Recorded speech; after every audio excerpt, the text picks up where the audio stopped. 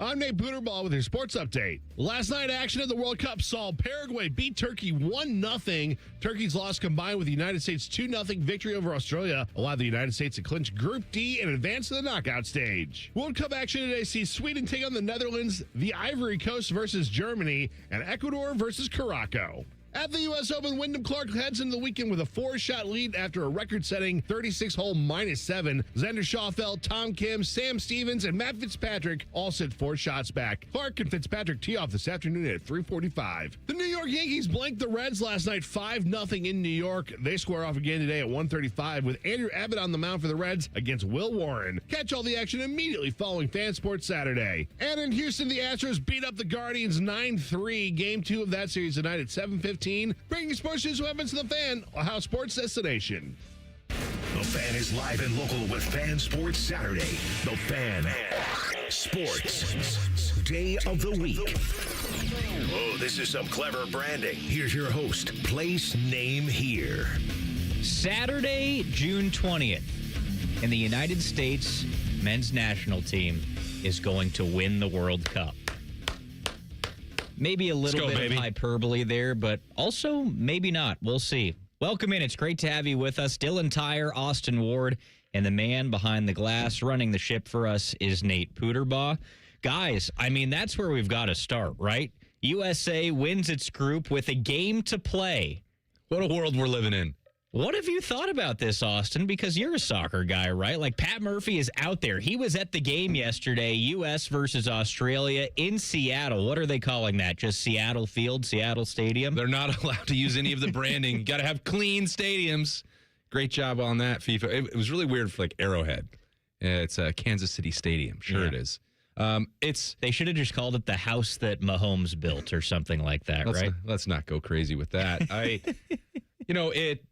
It's starting to make me feel a little twinge of regret because I've spent the last several, not in the U.S. performance, not question like this. I told Beamer a couple weeks ago. Nate was here to attest to it. Reimer heard me say it multiple times. The U.S. was gonna win their group. He kept saying, "Oh, look out for Turkey, and like it's Turkey, all right, cool it." And they're not gonna win the group. The United States is going through. Now, I didn't think that they would do it with a game in hand, but. So all of that has been fantastic. It's been exhilarating. It's been electric. These have been two of the most complete performances that the U.S. has ever had on the biggest stage. But I think it was easier for me going into the World Cup to have that dose of skepticism and bash FIFA and say, well, what have they done with the ticket prices? And then rationalize why, Allie and I were not going to pay it this time around. Because we took our honeymoon. I've told this story hundreds of times to Brazil for the 2014 World Cup. We were there with the American Outlaws, 17 days, going to see 4 games, and it was great. It was one of the best times of my life. But all of that wrapped up into trying to pay, or FIFA trying to get people to pay $3,000 to go to the first group stage game. I'm like, you're out of your mind. Mm. Like that's for one ticket. And she said this before the game yesterday. She's like, well, now she's starting to want to go. She's like, well, we could have been in Seattle today. I was like, well, it was $1,800 to get in. Like, we went to a qualifier in Seattle 13 years ago now and paid like $55. Like, I know the World Cup and a qualifier are different, but it's technically the same tournament. That level of inflation is nuts to think about. But all of that, Dylan, is to say, now it's starting to be like, well, I probably wanted to pay more if this team is capable of going on the run that it looks like. And, the whole organization is saying it. Their mantra now at this point is it's okay to dream. Like you kicked off the show talking about that the U.S. can go win the World Cup, and I don't really think they will, but I can start to see a path, and I'm starting to consider the options if they play like this and Christian Pulisic gets back healthy. Like, sure, why not? Why not the U.S.? It is a great little sports weekend. We've got the World Cup nonstop. We've, of course, got the U.S. Open. On top of that, Father's Day is tomorrow. Baseball. I feel like Father's Day baseball is such a special thing. And with that, I feel like we've got a fun little show. 10:30, we're going to take a deep dive into the U.S. Open at Shinnecock. We're also going to deliver our top 3 summer sporting events. Most of the major sports have wrapped up now, but that doesn't mean the summer's over when it comes to big-time sporting events. Little Ohio State football talk coming up at 11 o'clock. At 11:30, Blue Jackets team reporter Jeff Svoboda will join us. Next week, a big one for the CBJ. At 12:30, the Fans' resident basketball sicko, Jacob Reimer, will be with us to preview the NBA draft first round next Tuesday. At 12:45, we are crowning a Dad of the Year. And then, of course, after our show, 1:30, Reds versus Yankees. Big-time series for the Redlegs. Are you in on baseball yet? I think tomorrow. No. Tomorrow is the official first day of the summer solstice, and you're not there with baseball yet? No, and I probably won't get there, Dylan, to be honest with you. I did go, Berman, I went to a Reds game about a month ago, maybe even further back. I don't know. I hadn't been to a Major League Baseball game in probably a decade. So I guess from that respect, I did get in earlier and with more urgency than I have in a very long time. That just became, for me, one of the things that got cut out of my life because of, and it's the 162 games, and then it was adding in the wild card and devaluing the fact that you went through that long slog of the year and all those games. It just, there was a year, I don't know, maybe 15 years ago that I was watching 120 Braves games a year. And then maybe it was 2012. Maybe it was right when I got to Columbus. And then they lost the one-game wild card against the Cardinals on a just ridiculous infield fly rule that was botched. And I was like, why did I invest all of this time to be thrown away in one baseball game that didn't used to even exist because of it was now a cash grab in my mind. And that was when I was like, you know what? I'm done with this. And I've got all these other things going on. Didn't have Liberty yet, but it's like I think I'm gonna channel this energy more fully into the Crew and soccer, and I haven't really looked back on that. Nate, where are you right now with the Cincinnati Reds? Because hey, they're 4 games out of a wild card spot. I know it's been a little bit rough lately, but it's still tight, and they've got the first place Yankees. What? I always have a mantra with the Reds: just get me to August, and they didn't even get me to June. Very, very disappointing. Very bad baseball. They joke on the money. It's like, if you want a really good bet, do the Chris Holtman, which is wait till the Reds are up like 2-0 in the 8th and then bet on the other team. But plenty of games to play. That's the nice thing about the baseball season. Lots of time left, lots of time for the Reds to get hot. And who knows, maybe it starts after our show against the first place New York Yankees. We do have U.S. Open talk coming up. What do you guys think about Shinnecock so far? I think it's played a little bit easier than expected. Don't tell Wyndham Clark that. Yeah, I mean, look at the names that missed the cut, Dylan. I think it's been a nice mix. What they always want at the U.S. Open is to reward elite play, right? We hear that every single year at this time.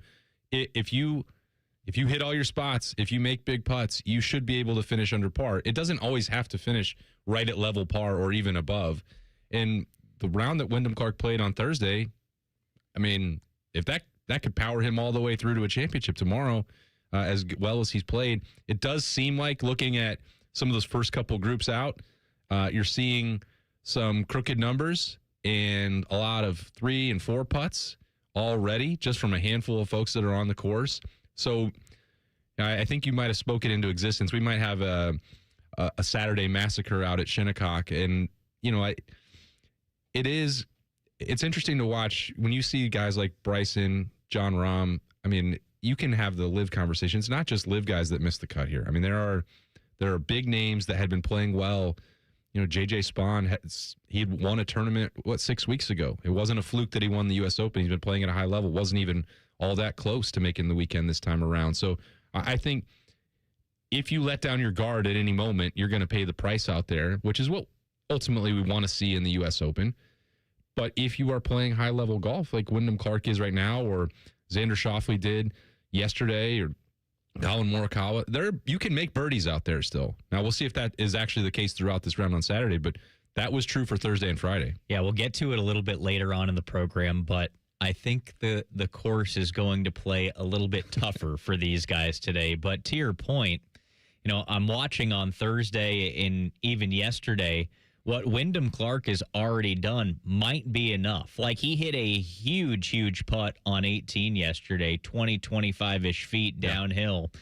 And, the Cup made a nice catch on that. It could have lipped out. It was coming so hard down that hill. But when he made that putt, I'm like, all right, that might be it. Like, that was a big putt to hit. I know it's round 2, and there's going to be carnage this weekend. But Wyndham Clark, this guy he's refound himself. Like, he had a bad season a year ago. Of course, the deal where he threw the club into whatever is kind of behind the hole. I don't know if you want to call it a barrier, a logo, a billboard, whatever the case. Yeah. He did that last year, was chastised for that. Then, of course, he went and destroyed the locker room at Oakmont, was chastised for that. But feels like he's got a little bit of a new lease on life, a new perspective, the way he's talking in the media, and it's worked out. It's amusing because the whole narrative around him a couple years ago when he won the U.S. Open was, well, he has gotten rid of his anger issues. Yes. He's working with not just a swing coach, not just working on his putting stroke, but on the mental side. And he's tapped into something special here where he's not going to get flustered and he's going to remember the words that his mom said to him. And that was the story. And they played into it not just that weekend, but he got a full hour-long episode on Full Swing about it and how he had found his zen and his inner peace, and that was never going to happen to him again. Now, I know that we're all going to we're going to make progress and we're going to regress in our lives. We're going to go forward, we're going to go backward. 2 steps forward, 1 step back, even more maybe for Wyndham Clark last year. But the fact that it shifted so quickly from, hey, I've got this figured out, to destroying locker rooms, and that his game suffered at the same time all that was going on, probably not a coincidence. So, good for him that he's maybe righted that ship again. We'll see if that maintains that same level of play today on Saturday as the course starts to show its teeth. I had to do a double take when you said that he had found his zen. I thought you said he had found his zin, which, hey, he might have done that, and it might be calming him down too. You see a lot of those pouches out there these days. Sometimes it soothes those nerves on the course. All right, guys. The World Cup feels like it's certainly bringing the United States together. Even feels like it's bringing the rest of the world together based off of some of these clips on social media. The Americans certainly doing their part. We're talking a little bit more about the World Cup and the U.S. men's national team. Fan Sports Saturday right here on The Fan. We're known for 3 things: games, conversation, and common man yelling about things only he cares about. The Fan, Ohio's sports destination. Get Eco. Hey, Aaron, happy Father's Day month. You know what, Jerry? I grew up with a single mom, so it's always been important to me to be the best dad I could be. You install air conditioners in people's homes, Aaron. That literally makes you the cool dad. Get it? Get Eco. Did you just call a guy with an HVAC company a cool dad? That really is a dad joke. Get Eco. A cool dad like you can install a new air conditioner that makes the whole family cool. Well, a really cool dad would repair the air conditioner they have. And leave more money for Father's Day presents. With our AC Repair Buyback program, we'll even credit you any money you spend on the repairs against the purchase of a new system, if you change your mind and replace it. Get Eco. Hypothetically, Aaron, what does a guy like yourself look for in a necktie? I don't wear ties, Jerry, and I'm certainly not your dad. Get Eco. Eco plumbers, electricians, and cool dad HVAC technicians. GetEco.com. At Great Lakes Hyundai, the savings are so good. It's time for sun and savings at Great Lakes Hyundai. Right now, get a new 26 Elantra SE for $59 per month for a 2-year lease. Just $59 a month for the drive into summer sale. This month only. Plus, every new Hyundai comes with owner assurance and America's best warranty. A 10-year, 100,000-mile powertrain coverage. Dublin or Columbus or glakeshyundai.com. With approved credit $39.95 down plus tax title first month payment. 7,500 miles per year and 7.6. What can ADP do for small business? We help answer the business questions, like how do you track employee time? How do you do payroll taxes? Or what does compliance even mean? So small businesses can focus on bigger questions. Now florists can ask, can we invent another holiday to sell bouquets? Pizza shops can ask, how do we stuff a calzone into a pizza crust? And pool cleaners can ask, what is that thing in the filter? These are the questions you can focus on when ADP takes care of the business of your small business. ADP for small business. Welcome back to Yeah, That's a Pepper Thing. First up, we've got Harrison wrapping his Dr. Pepper in a tiny quilt so it feels at home. Oh, how tender. That's a pepper thing. And over to Becca, who's whispering affirmations to her can. You're sweet. You're unique. You're the best thing I ever poured over ice. She swears it makes it taste better. It's not a science thing, but it's a pepper thing. Why do they all do it? All for that sweet, delicious, truly one-of-a-kind taste of Dr. Pepper. It's a pepper thing. No! USA is up 2-0. That is the most dangerous lead in soccer. Relax, Mike. See that, Dan? My left eye is twitching. That's my warning eye. It'll be 2-2 by stoppage time. It's never wrong. With early payout from Bet365, I got paid the second they went up 2 goals. So to me, it's now the safest lead. Early payout from Bet365, huh? Now my right eye is twitching, Dan. Bet365. Winning is everything. Gambling problem? Call 1-800-MY-RESET. 21 plus only. Must be physically located in Ohio. T's and C's apply. In-app only. Grilling season starts now at Billiards Plus. Shop top-of-the-line grills and turn every cookout into a win. Then bring the fun inside with pool tables, shuffleboard, and more. Everything for the ultimate game room. Billiards Plus. Grills, games, and good times. Online or on Dublin Center Drive in Dublin. Recalculating route. Estimated arrival time. Never. For people with nasal congestion, snoring, or sleep apnea, finding a solution feels like a never-ending road trip. First stop, my primary doctor. Then the pharmacy. Then a sleep specialist. Then an ENT. What if there was just one destination for all your problems? Welcome to Advent, your one-stop solution for nasal congestion, snoring, and sleep apnea for over 20 years. Unlike many other practices, we focus exclusively on these conditions, so you get comprehensive care in one location. Over 95% of patients with severe nasal breathing issues report improvement. Plus, most insurance is accepted for our effective 20-minute in-office treatments. You have arrived at Clear Breathing.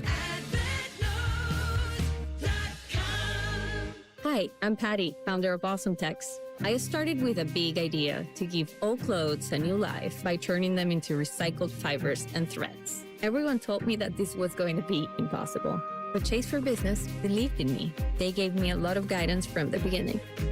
Get financial guidance from bankers in the Columbus community and convenient digital tools all in one place.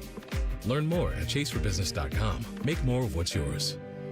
Real customers compensated. JP Morgan Chase Bank and a member FDIC. Dip it, dunk it, smother it. It's queso gone wild at Hothead Burritos. Try our new loaded potatoes covered in queso and topped off with hardwood smoked bacon, burritos, bowls, nachos, and more. Hothead Burritos. Get up and get you some queso. Rothman and Ice. Ben Stiller just landed, and this is what I told him last night. Wait, whoa. And I told him last night. Yeah. Rothman and Ice. Weekdays at noon. Sponsored by Pella Columbus. The Fan. Fan weather. From the Logan AC and Heat Services Weather Center. We have overall quiet weather for the weekend. We'll see a partly sunny sky here Saturday. Could be a stray shower here or there. Otherwise, we'll plan on highs in the upper 70s and breezy. Mostly clear tonight, down to 60 for a low. For tomorrow, gradually increasing clouds. Could be a shower late in the day. Highs climb to around 80. For the Fan, I'm 10 Weather Impact meteorologist Justin Gertz. T-Bone and Tyvis are everything you want in a delicious breakfast. Lots of empty calories, no nutritional value. Weekday mornings from 6 to 9. The Fan. Just because it's the weekend doesn't mean we shut up. This is Fan Sports Saturday. Dylan Tyrer, Austin Ward, Nate Pooterbaugh with you on this fine Saturday morning. I've said it on these airwaves twice now that if you're not in on the World Cup, you're a loser. You're poopy pants. How could you not be at this point? Like, I'm not even the biggest soccer guy in the world. Like, I pay attention to what's happening in the world of soccer from the fringe. Like, I'm a sports guy, so I know what's going on, but I'm not deep into it like some people. Like, I know you're a big soccer fan, obviously. Pat Murphy, who's on this show a lot, is a big soccer fan. He was at that U.S. men's national team game yesterday taking on Australia, and I think he's going to another game in Kansas I need to meet City. his financial planner. Yeah, you were just talking about the price of getting into some of these games. But this World Cup is taking the nation and frankly, taking the world by storm. I think it's a little bit refreshing to see not just what's happening with the American team itself, but what's happening around the rest of the country. Like, you see some of these clips out there, the Scots in Boston, and they're going down to Miami next if they aren't there already. But Miami, I hope you have stocked up on beer. You are in for it now. So what was the thing that came out of Boston? The Scots drank 4 times as much beer as St. Patrick's Day in Boston? How is that possible? The gauntlet was thrown down.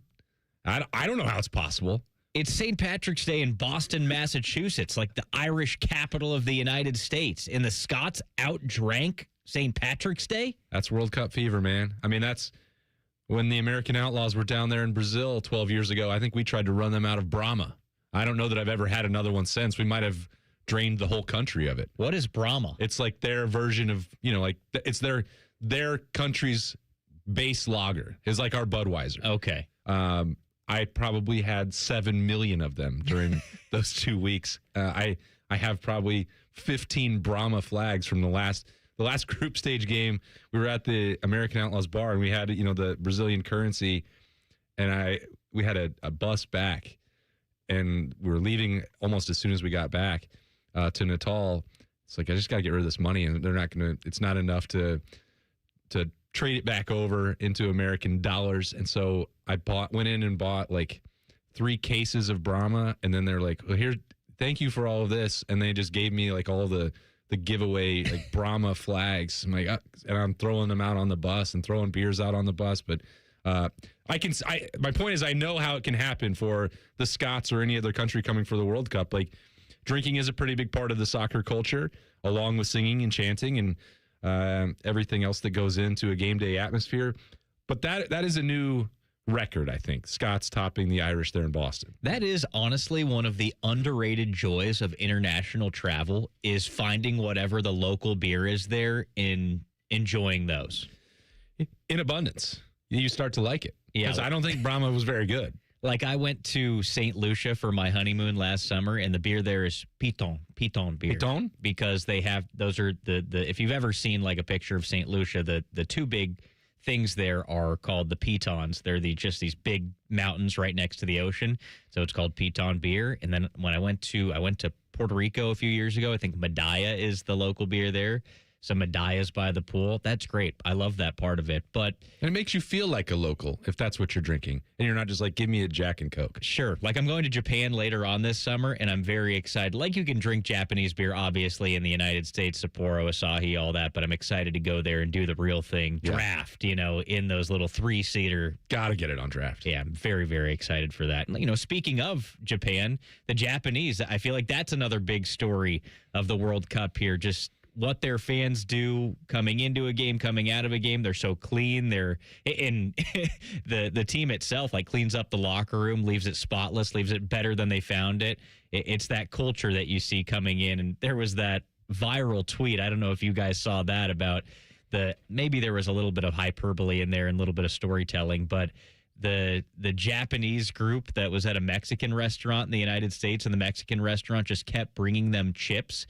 And they didn't understand that, like, in Japan, you order something, you're not gifted anything at the table, and they felt that they were being gifted these chips, so they had to keep eating them at the restaurant. They couldn't deny the chips, and the guy chipped himself to death. He couldn't eat his meal because he was so full off of chips. But you hear these little stories, and I feel like that's what makes the World Cup outside of the soccer or the football itself. And it's cool that we get to see that on American soil, because I feel like, we've only had a couple of World Cups in the social media age now.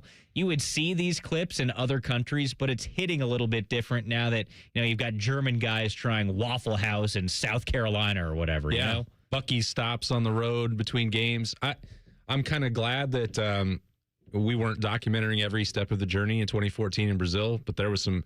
I can think back to experiences that we'd never get anywhere else, like actual Brazilian steakhouses, and talk about chipping yourself to death so you can't eat anything else. There's they had some, cheese bread that you'd be getting before they're walking around with the meat. I'm like, this is the best thing that I've ever had in my life. Why don't we have this in America? I think it's a different experience than maybe Fogo de Chao or whatever up here when you get the real thing. But that is the cool thing about international travel in the World Cup. Whatever reason that you might have to go travel the world and experience new foods, new drinks. It's a joy. I think more people should do it. I know it's not easy or affordable. I'm not trying to guilt anybody on that, but like if you can and you just choose not to, I think you're missing out. And that is kind of my point. If you can and you choose not to with the World Cup, it's on TV all the time. It's fun. The Americans have now won 2 games and looked really good doing it. Austin, if a listener out there right now is not in on the World Cup yet or not in on the U.S. men's national team yet, why should they be in on this group that's moving on now? They have won their group. Yeah, I mean, because they have a chance to make a deep run in this tournament, and that's not been really on the cards for this team. Talking about quarterfinals, top 8 teams in the world or beyond since 2002, and so it's a rare historical occurrence for the success of the team, and you combine that with the fact that all of these games are moving forward will be in America, at least for the United States. There are the one-offs with Canada and Mexico being tri-hosts of this event, but like once you get deeper into the tournament, you're gonna be like seeing these games in recognizable American cities. It's been since 1994 that they've had the opportunity to host these games. The combination, and this is very different than what happened at that time, now 32 years ago, that United States team was just like, we're hoping that American soccer can get on the map, and maybe FIFA thought the World Cup being staged in the United States of America would allow some of these seeds to be planted so that it could grow and the United States could become a world power in soccer. And it's been not a linear journey since then. Certainly not when you miss the 2018 World Cup on the heels of 14. That's a major step back in the success of this program. But now you have world-class coaching combined with American athleticism on an American stage with everyone watching. There are billions of people that will be watching every match in the World Cup final. So, don't miss out on that if it's in your own backyard. I'm not telling anyone either, and I told this to Baker yesterday. He said, I'm not going to do it. I'm not giving into the peer pressure. So what part of like going down to Columbus Commons and being outside and having a drink in the sunlight with everyone wearing red, white, and blue and cheering for our country sounds like a bad time to you? Right. He's like, I just don't like soccer. I'm not telling you to like soccer either. Like once the World Cup is over, if you don't like it and you don't think that you want to make a time investment into the sport in the future, that's fine. But these games, what my mom liked, and if you can get my mom into liking a sport, you have really accomplished something. Oh, it's a 2-hour commitment. She knew when it was going to start, when it was going to finish. It's easy to understand. Putting the ball in the back of the net, that's good. Mm-hmm. The ball in the back of our net, that's bad. She doesn't have to worry. She doesn't care about offsides or tactics or 3 defense in the back or 4. Like, she doesn't care about that. But she knows when it's going to start. It's easy for her to understand the scoring. She liked being out there, and she did a number of games in Columbus, or we went down and saw some in Texas. They met us around the country for some others to be in the supporter section. She's standing up and doing the chants and everything. If you don't think you can have a good time with that, I don't know that I can talk to you. Like that doesn't compute. That part's easy. This is our country in the most important sporting event in the world. You can scoff and say Super Bowl this or that. Like 10 times as many people watch the World Cup final as the Super Bowl. Don't miss out just because you hate soccer. I distinctly remember back in 2014, I was producing the Columbus Crew Show back then. And I distinctly remember coming in saying, why are we going crazy over a team that won 1 game out of 4 games? And they're all going, oh, man, what an accomplishment. I'm like, you won 1 game. This is why why I said that. It's like, we've won 2 games. Everyone is going crazy in our home country. This is why it's exciting. Right. It's a bandwagon thing, and it's okay to get on the bandwagon. Just have a little fun. Let your hair down. Have a little fun. Just find... being good is helping. Right. I mean, right. And that's the point too, Nate. It's not just that it's in this country. Like, watch it and support it because it's in New York and Philadelphia and LA and Seattle. Like, we have a legitimate chance to go as far as U.S. soccer has ever gone, and it's here. Got home field advantage. Like, turn it to an advantage. I know that it's not easy to get into the games, but sometimes these watch parties in the celebration when you have 2,000 people crammed into land grant, or that many people in Columbus Commons yesterday. Now, that's probably not going to be the case on Thursday when we now have the ability to rest our starters. But find the places that you know the diehard soccer fans are going to be. And if you're casual, that's fine. They'll help you. And also, it's very easy to understand a goal and beer is being thrown in the air, flying all over the place. Or drink it first, maybe, and then throw your cup. That's what I like to do. I don't want to waste the suds. But, you just can't tell me that that's a bad time, especially on the brink of the 250th anniversary of the birth of this great nation, Dylan. We are having so much fun as U.S. soccer fans. I am not sure the golfers in the U.S. Open today are going to have nearly as much fun. I think Shinnecock's about to get mean. I've got the details next. Fan Sports Saturday on The Fan. Your plate is full every morning thanks to the $6 Tim's Trio from Tim Hortons. Freshly brewed coffee, a hearty breakfast sandwich with a freshly cracked egg, and a daily baked donut. All of that for just $6. Yeah, that is a full plate for sure, but it's one less thing on your plate to worry about. So enjoy it to its fullest. The $6 Tim's Trio, only at your neighborhood Tim Hortons, at participating U.S. restaurants. There's this thing repair people do nowadays. Mappo's Plumbing. Sure, we do have a dispatch fee. It's $1 zillion. A dispatch fee, a trip charge, going out to your house bill. Bippity Bing Bong Electrical. Our trip charge is a nice new car. But not Apex Pros, the pros who knows. When you call Apex for repairs on your AC, plumbing, or electric, there's no dispatch fee. Thank you for calling Apex Pros. Why would we? Kinda silly to ask for money before we do anything, isn't it? We give you an upfront price only after we know what's really going on. We think it's the right thing to do, instead of... Slappy's AC, electric, plumbing, dry cleaning, haberdashery, and chiropractic. Of course we charge to come out. $1 kajillion, 3 diamond rings, and 2 exotic pets. Apex Pros. Never a dispatch fee. Examples of competitive rates may have been slightly exaggerated.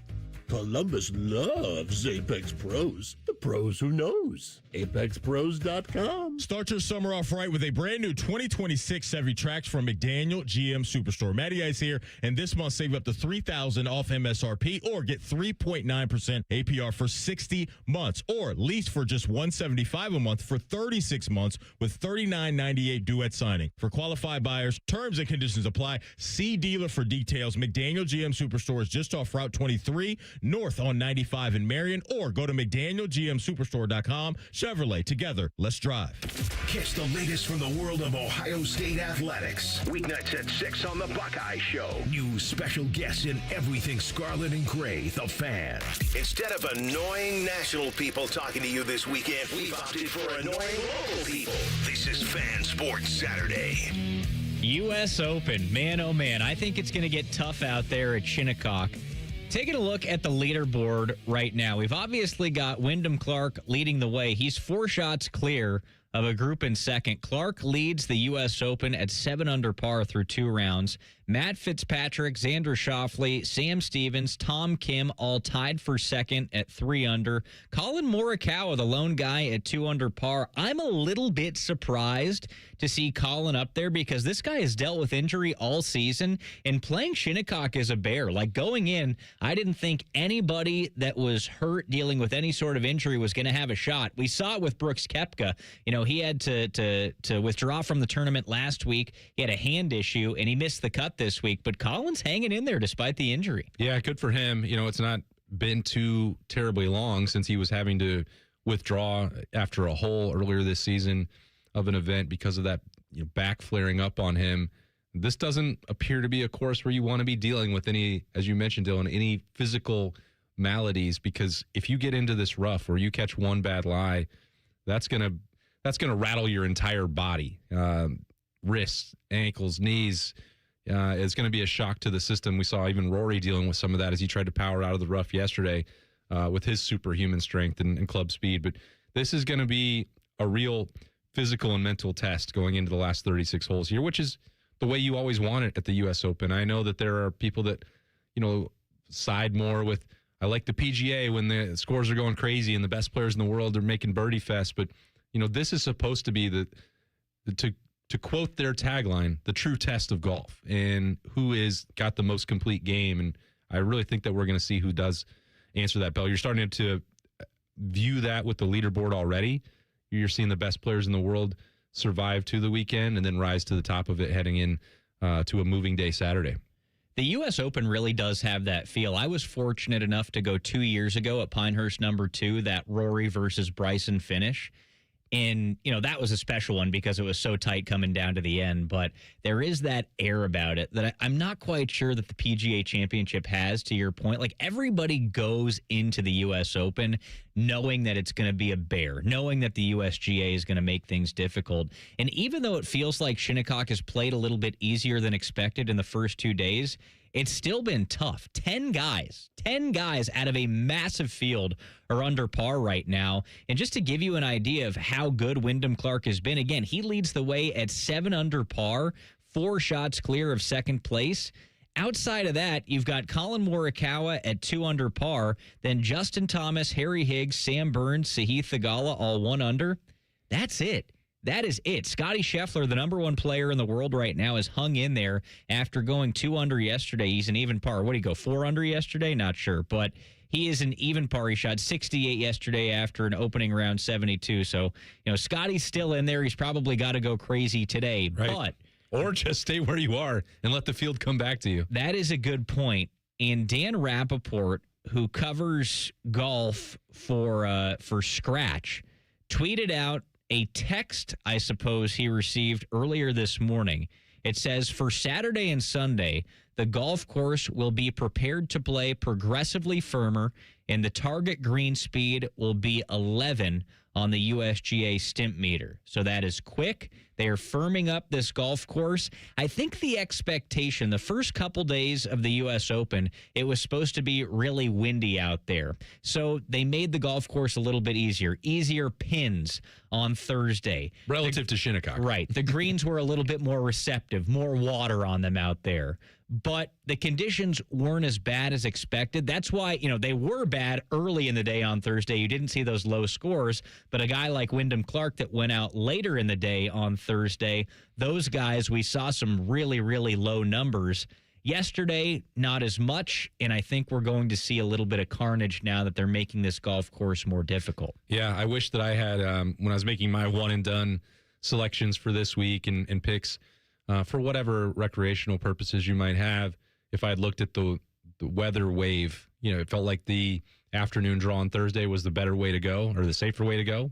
We can look at the results now and see that was, mostly the case. Doesn't apply to everybody, but I really thought Cameron Young was poised for a bounce back, and he's made the cut. He's 2 over going into the start of his round, which is coming up in about 20 minutes. But I thought, there was so much attention and pressure on him. He's going to win his first major in the PGA, and he didn't really meet that moment. Maybe it was too much, hype and circumstance around him. Maybe he started to feel that. Well, maybe the pressure will be off, and he'll go low. And the same can be true for Scotty Scheffler or Rory McIlroy, that even guys who've done it and have got across the finish line, they look at this as an opportunity where you want to add that to your resume, and it becomes, a lack of focus or lack of execution for just one shot, and suddenly you fall 2 or 3 off the pace. You saw that with Rory's double and some of his ups and downs in the round on Friday. But this is the fun part, because when you can't take anything for granted, even though there are 2 great rounds in the bag for Wyndham Clark right now, you can lose that in the snap of a finger. The second that you lose your focus, and you saw a number of those chips just running off the green yesterday, chips into a bunker. I saw that multiple times on Friday afternoon. Those big numbers can arise in a hurry.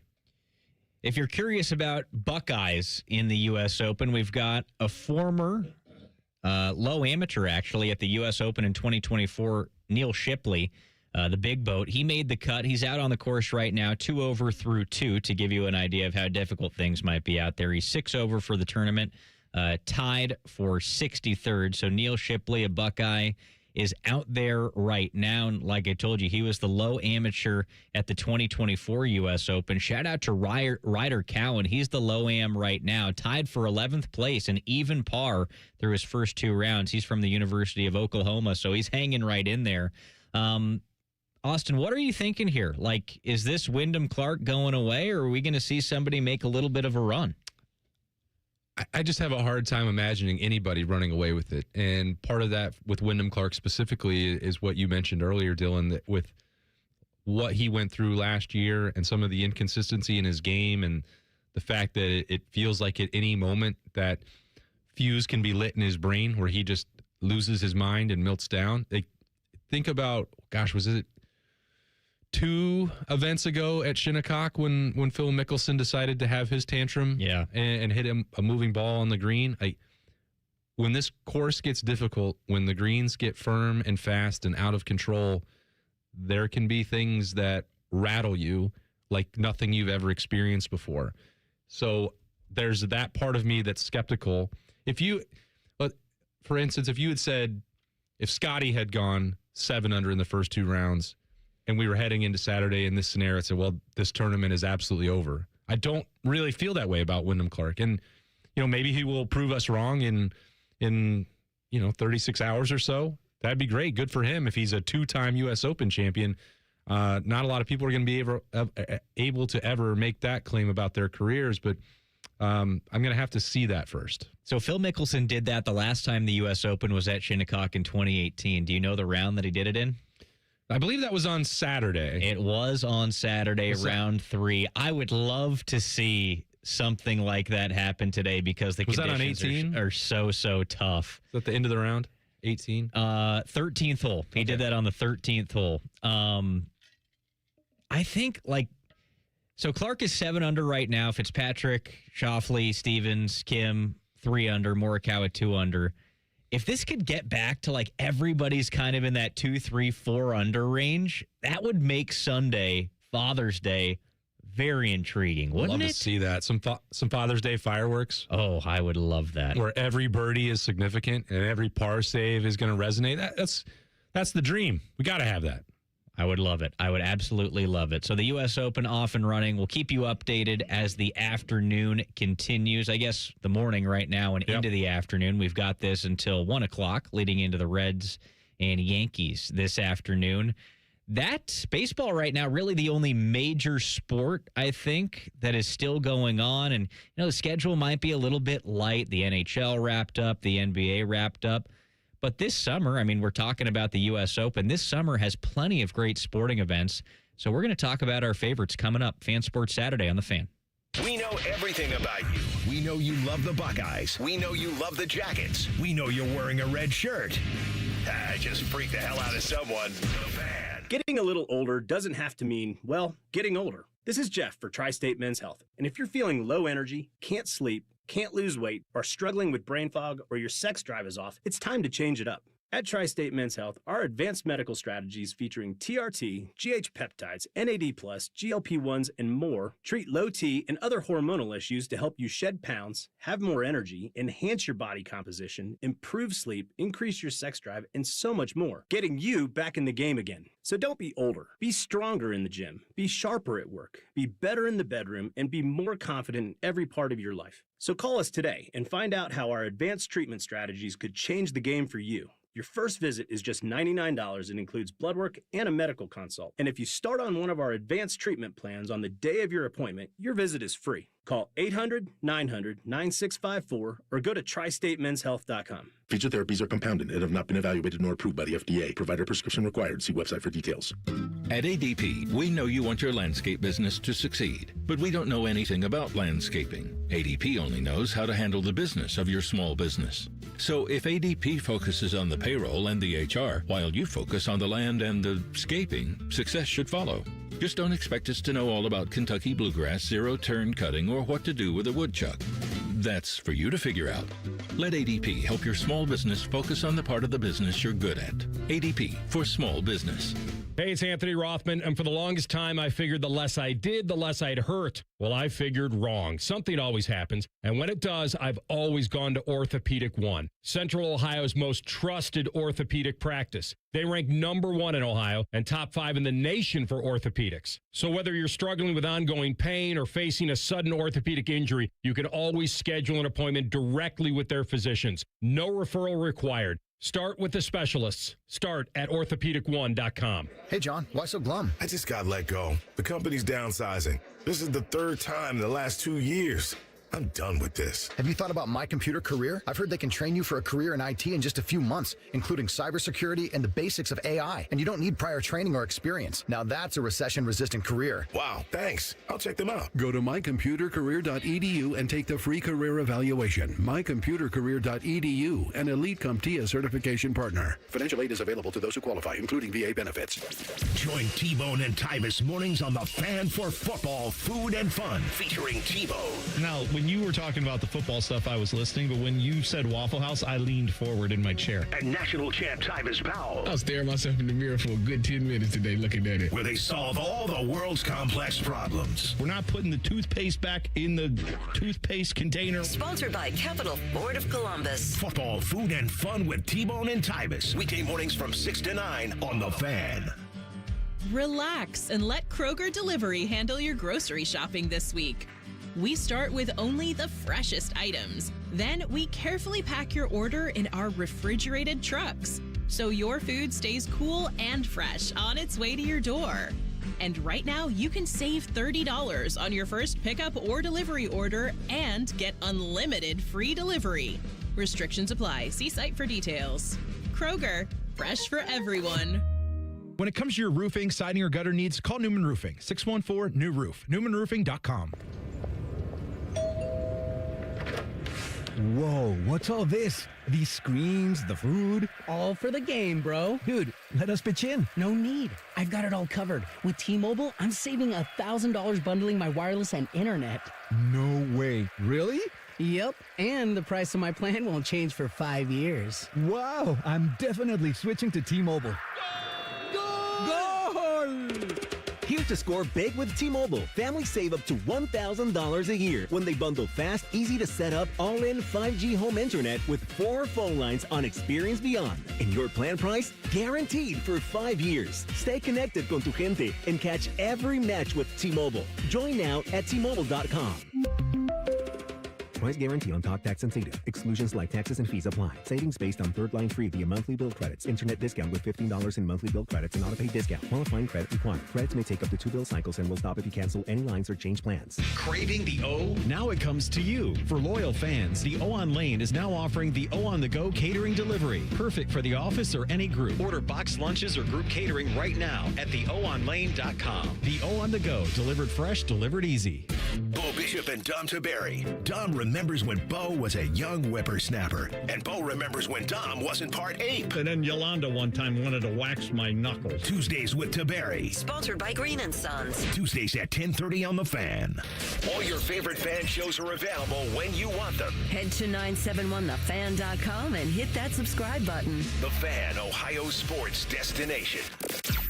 Sports talk, weekend style. You're listening to Fan Sports Saturday. That you are. I'm Dylan Tyrer. Austin Ward is with me. Nate Puderbaugh is running the show. We were talking about how difficult things might be at Shinnecock in the U.S. Open today, round number 3 on this fine Saturday. There have been 44 holes played this morning. There has not been a single birdie. So maybe that carnage we were just talking about is indeed on the way at Shinnecock.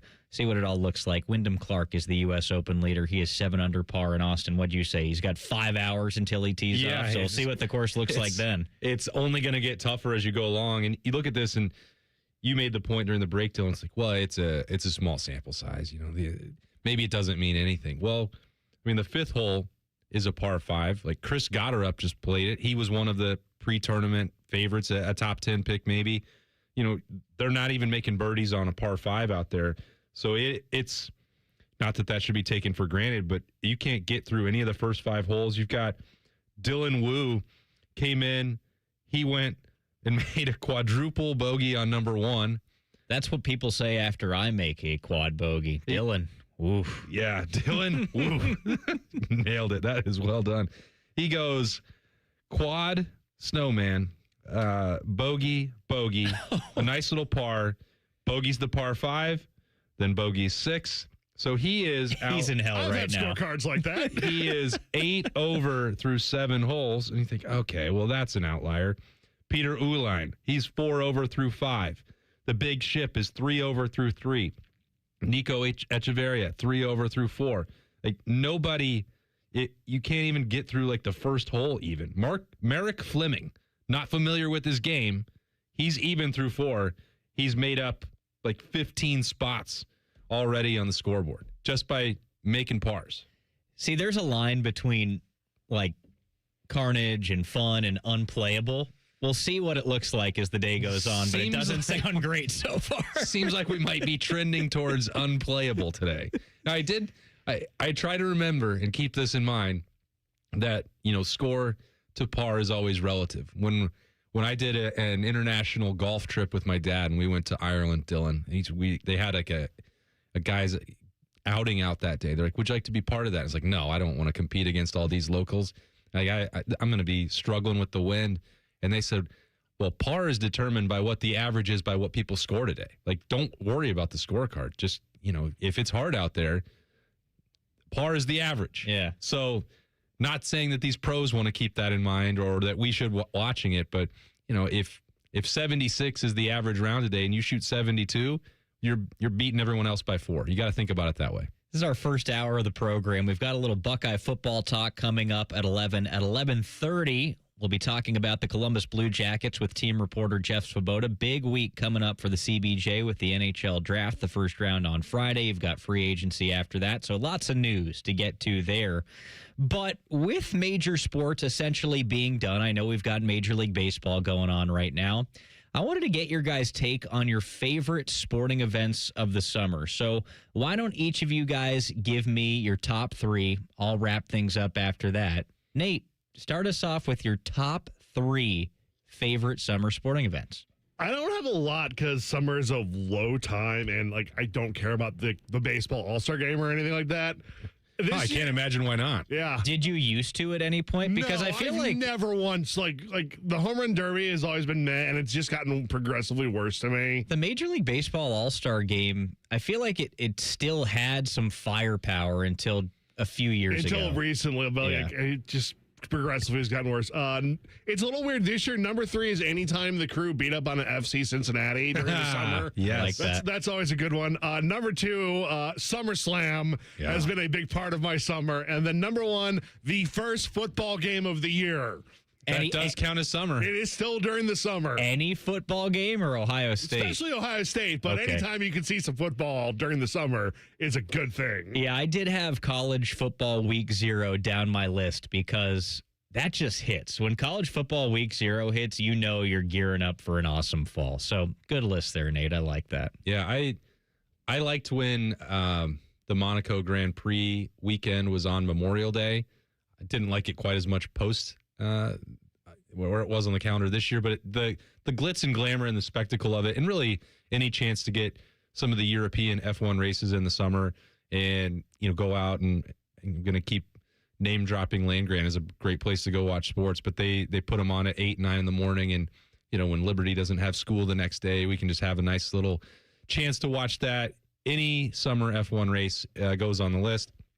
U.S. Open is great, especially when it's coinciding with Father's Day. It's hard to downgrade the British Open and then getting morning golf on the links. Like, that is a super cool event. And Nate, I have it one rung higher than you. SummerSlam, getting a little August version of WrestleMania. It just can't be beat, especially because, had a chance to. That was Lib's first premium live event in Cleveland. Yeah, a couple years ago in Cleveland. So that was awesome. Now you've got the 2-night spectacle that they've got going on, so even better. And also with Ohio State training camp not starting till the 6th, who knows what could happen with that weekend before. New options have emerged for the Ward family. So I've got the U.S. Open to lead things off. I love the U.S. Open. Like I said, I'm probably a little bit biased because I went a couple years ago and it was so awesome. Yeah. And you've got the Sunday falling on Father's Day. I didn't go with my dad, but if you go with your dad, that's got to be the most special thing in the world. And when I went at Pinehurst, they did a special thing where you could leave a message for your dad on the phone there, and they put it on social media, which I thought was really cool. So the U.S. Open has to make my list. I'm going to leave off the Open Championship for the sake of not having doubled up on golf, but the Open Championship rocks. Yeah, just you bracket it in there. Just summer golf, we'll say. Major golf. The only thing about the Open Championship is it doesn't feel like summer because you're watching gray, windy, rainy, cloudy conditions. Guys wearing stocking hats. Yeah, exactly. So it doesn't quite feel like summer to me, so I've got to give some love to the U.S. Open. Second, I'm going to go Wimbledon, which I'm kind of surprised we haven't heard yet because, Wimbledon is like the Masters of tennis. It's the premier tennis event. And, I know we've got the U.S. Open of tennis later in the summer too, but Wimbledon, there's something special about that, right? Like, I feel like it's at the perfect time in the calendar where everything else is off and all eyes go to Wimbledon. So you putting that on a bucket list travel or? I don't know if I would necessarily go bucket list for me on that, but going someday would be very cool. I've got some other things first, and maybe as time goes on and I check. Sounds like we got another segment here. Yeah, that's a good one. We'll save that for later on in the summer. The last thing I'm going to go with is the College World Series. Ooh, great. I love the College World Series. Like growing up, I would always go to the regionals and the super regionals. I'm from Southern California, so we had our pick of the litter between, UCLA was great at that time, Cal State, Fullerton, Long Beach State, UC Irvine. Any of those schools any year could have been hosting. So I love doing that. I almost like the regionals and the super better than the College World Series itself, but I feel like doing that bucket list trip, that might be on it for me, is going to Omaha for the College World Series. And it just so happens today, the final starts. We've got the number 5 seed North Carolina Tar Heels taking on the Oklahoma Sooners in their best of 3 championship series that starts today at 3 Eastern. I got to cover it in 2005, Dylan. Go to Omaha. That was back in the old original Rosenblatt Stadium before the new one was built. So I can't really weigh in on what it is like in the new digs, but the atmosphere around it was so fun. It is, and the people of Omaha, that's their crown jewel. Beyond the Jello shots and the downtown district, like just every part about it is so quintessentially cool and really what college sports are about. I wish that Tennessee had not gone to and barbecue and got out of town. I would have liked to have stayed for more than a couple days, but I got a taste of it anyway, and I'll never forget it, that's for sure. I'm certainly hoping that Ohio State gets to the point where it can at least host a regional in the somewhat near future. I think that would be a ton of fun over at Bill Davis Stadium. The Big Ten Championship is played there in Omaha. That would be fun to go to, but something about that College World Series. If the Buckeyes ever went, I think I would have to make the trip to enjoy that. I think Tyler would like that too. Yes, indeed he would. Somebody in our YouTube chat said the NFL Hall of Fame game is on August 6th. That doesn't quite hit the same as the start of college football for me. I don't know about you guys. I don't know that I've ever watched the Hall of Fame game, to be honest with you. I've certainly watched it, but it's not that same brand of football. I think rarely you are going to see the NFL stars play in that game. College football, week 0. Week 0 is the real thing, man. Yeah. Well, and don't forget, the Marysville Marathon at the world-famous Ridge Golf and Gardens is coming up on July 3rd. We got to get you into that, Dylan. I know. I have heard stories about that from Jeff Svoboda, who's actually going to join us in about 30 minutes time. I do need to get into that. I would love to do that someday. All right, the invitation is out there. You can commit to the field right now, but I'll give you some time to think about it. All right. I'll maybe get back to you later in the program. Another important weekend on the recruiting trail for the Ohio State Buckeyes. We'll tell you why coming up next. Fan Sports Saturday on The Fan. No hot takes, no dancing, plenty of stupid. Bishop and Friends. Weekdays from 9 to noon. The Fan, Ohio sports destination. Our veterans put everything on the line to defend our nation. So when they need help, Congressman Mike Carey fights for our veterans. Because as a veteran himself, Mike Carey understands their service must be honored. My name is Thomas Rand, and I put my life on the line serving our nation in Vietnam. But when I needed help with an outstanding disability claim, the VA wasn't there for me. But Congressman Mike Carey had my back. Because of his hard work, my claim was approved, and I got the help I needed. I'm thankful for Congressman Carey. He cares about our veterans. Mike Carey will always fight to help our nation's heroes. If you're a veteran who needs help navigating government services, programs, and grants, call Congressman Mike Carey's office at 614-927-6902. or visit carey.house.gov. Paid for with official funds from the Office of Mike Carey. Everybody thinks they're a great driver. Outlaw Motor Speedway gives you the chance to prove it. Experience professional racing simulators, full motion rigs, and some of the world's iconic tracks right here in Grandview. Race your friends, join a league, or bring the office out for an unforgettable corporate event. And when the checkered flag drops, keep the night going with great food and drinks here or next door at Agave and Rye. Then climb back in the driver's seat and see who's got what it takes. Book your race today at outlawsimracing.com. When you're craving scratch-made food, 29-degree draft beer, and the best seat in the house for every game, there's only one place to go. Twin Peaks. From juicy burgers and smoked in-house wings to those ice-cold brews served by the friendliest team around, Twin Peaks is your ultimate sports lodge. Wall-to-wall TVs mean you never miss a moment. So grab your crew and head to Twin Peaks, where the views are great, the food hits hard, and the beer is always colder than your ex's heart. You're having trouble raising your arms, climbing stairs, maybe you can't kneel down, which means you can't play with the kids, golf with the guys, get through a work day without exhausting pain. Hey, it's Bobby, and I'm here to celebrate what you can do. It's exactly what QC Kinetics patients are doing. It's what I did. Not bracing for the next jolt of pain. It's gone. They've moved on. I've moved on. I'm back to my life. You've heard me talk about Dr. Ray Tesner and the team at QC Kinetics and how they've helped me get my knee back together. It was bothering me. I couldn't run, couldn't go do the things that I love to do, like be with my kids, run around outside in the summer and enjoy it. But I didn't have to miss work. There was no surgery. There was no long recovery. And I love running into people who have gone to see them at QC Kinetics and how much better they feel now. Their consultation is totally free. So go there and check out and see if you're a good candidate. Call 380-208-4544. That's 380-208-4544. Or check them out online at qckinetics.com. Broadcasting live from the McDaniel GM Superstore Studios. Driving excellence since 1916. Chevrolet. Together, let's drive. WBNS HD1 Columbus.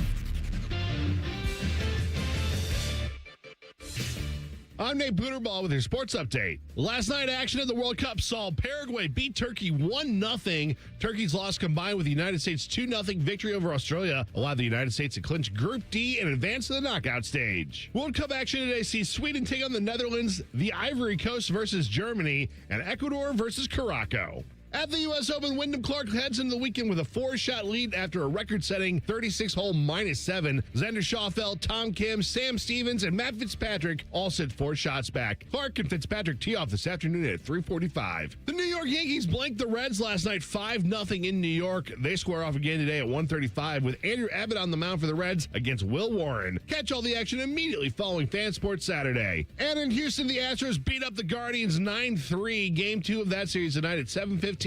Bringing sports news weapons to the Fan, a House Sports destination. During weekend programming, pants are optional. Look at my butt! However, leather chairs may have been a bad choice. You're listening to Fan Sports Saturday. Hour 2 of our program, Dylan Tyrer, Austin Ward. You gotta see this, Dylan. Yeah, what do we got going on? A little Jordan Spieth? Full Jordan and full Shinnecock experience up here. So you were looking down, you were trying to run the show, and I was interrupting you. I said, you got to see this. Jordan hits a wedge into this hole here. It's below the hole. It's moving a little bit. He sprints up to the green so that he can throw a mark on it behind the ball. He's hoping that a wind gust doesn't pick it up or it just starts moving. Like, of course it would be Jordan Spieth doing that. Right. But it goes back into what we're saying. Like, today, it's on the edge out there. I feel like anytime you see anything about Jordan Spieth, it's met with the he's one of us. He is really one of us for doing that, sprinting up there and putting the mark on it. How many times have you seen a buddy do that in your foursome, right? Too many. You just don't want it to be you. Jordan Spieth, the ultimate entertainer. Do I see him out there with Joaquin Niemann, who put up an 11 in round 1 and fired a 5 under yesterday to get himself under the cut line? I think he's out there with Joaquin. Credit to Joaquin Niemann, by the way. Absolutely brutal opening round, and he is right back in it after making that cut. So we'll see what it looks like out there at Shinnecock today. But man, oh man, Jordan Spieth, one of us, getting up there and marking that ball on these crazy Shinnecock greens. Seems like that might even be Jordan's first hole. Yeah, they were in the 10:55 tee time, Dylan. So yeah, that's Neiman electric. and Spieth out there. And he's so warmed up. He's just getting going right away with a little sprint on number 1. Absolutely electric. These guys are off and running. I think Jordan probably saw a little bit of what was going on ahead of him, and he was ripping, roaring, ready to go on hole 1, saying, all right, I know this golf course is going to kick my butt. I'm going to try and give it back to the golf course a little bit. So I like the gamesmanship there by Jordan Spieth. Austin, we all know that you know everything about the Ohio State Buckeyes. I mean, don't do that. You know a lot more than I do. And this weekend is the final official visit weekend of the summer for Ryan Day and the Ohio State Buckeyes. Why is this one important for the Bucs? Primarily because by tomorrow night, the coaching staff will go on vacation. I think that's why they would tell you this weekend is important. This is sort of like almost a taper down, and I don't mean that to slight the guys who are on their official visits this weekend. That includes Brady Edmonds, who is the 2027 committed quarterback for Ohio State. There's a lot of intrigue about whether he stays in the class, whether the Buckeyes need to add a second quarterback, whether they want to add a second quarterback, how that would impact Brady Edmonds, who has other options available to him. He's been on campus since Wednesday. Earlier in the week, he participated in the 7-on-7 camp. He threw on Thursday in the one-day recruiting camp and then got to start that official visit on Friday. So this is still a kid who absolutely wants to be at Ohio State. There's no question about that. Ohio State wants to coach him. I watched him on Thursday, and I've seen him, multiple times. I don't know how many trips he's actually made to Columbus for games, for camps, for unofficial visits. He's always around. He's both feet in with the Buckeyes. And, people wonder,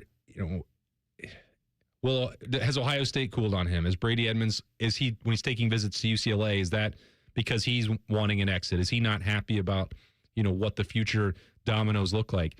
I think everybody is in any line of work, but especially for someone in Brady Edmonds' shoes, always make sure that you have other options available to you. I think it's smart. There's no doubt what is on the top of his board. And Ryan Day and Billy Fessler, Mark Pantoni have all watched him game film. They've seen him up close and personal, again in the 7-on-7, again on Thursday. He can throw the football as well as anybody in the country. That's why he's risen up so high in those recruiting rankings. He's got the talent.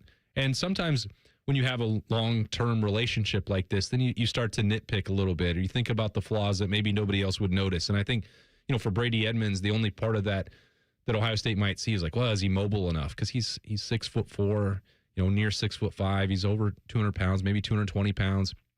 Does he run like a dual threat quarterback? Absolutely not. That's never going to be his extraordinary trait. And so as Ohio State has looked at the way the offense has changed, college football has changed, and, seeing some of the lack of success for Kyle McCord with, when he wasn't able to extend plays outside the pocket, or Ryan Day talking about the X factor now for Julian Sayin needing to take the next step as a not a true dual threat, but just someone who can evade pressure in the pocket. They wonder if Brady Edmonds can do that. And then everyone else is sort of looking at it like, well, what if he doesn't need to?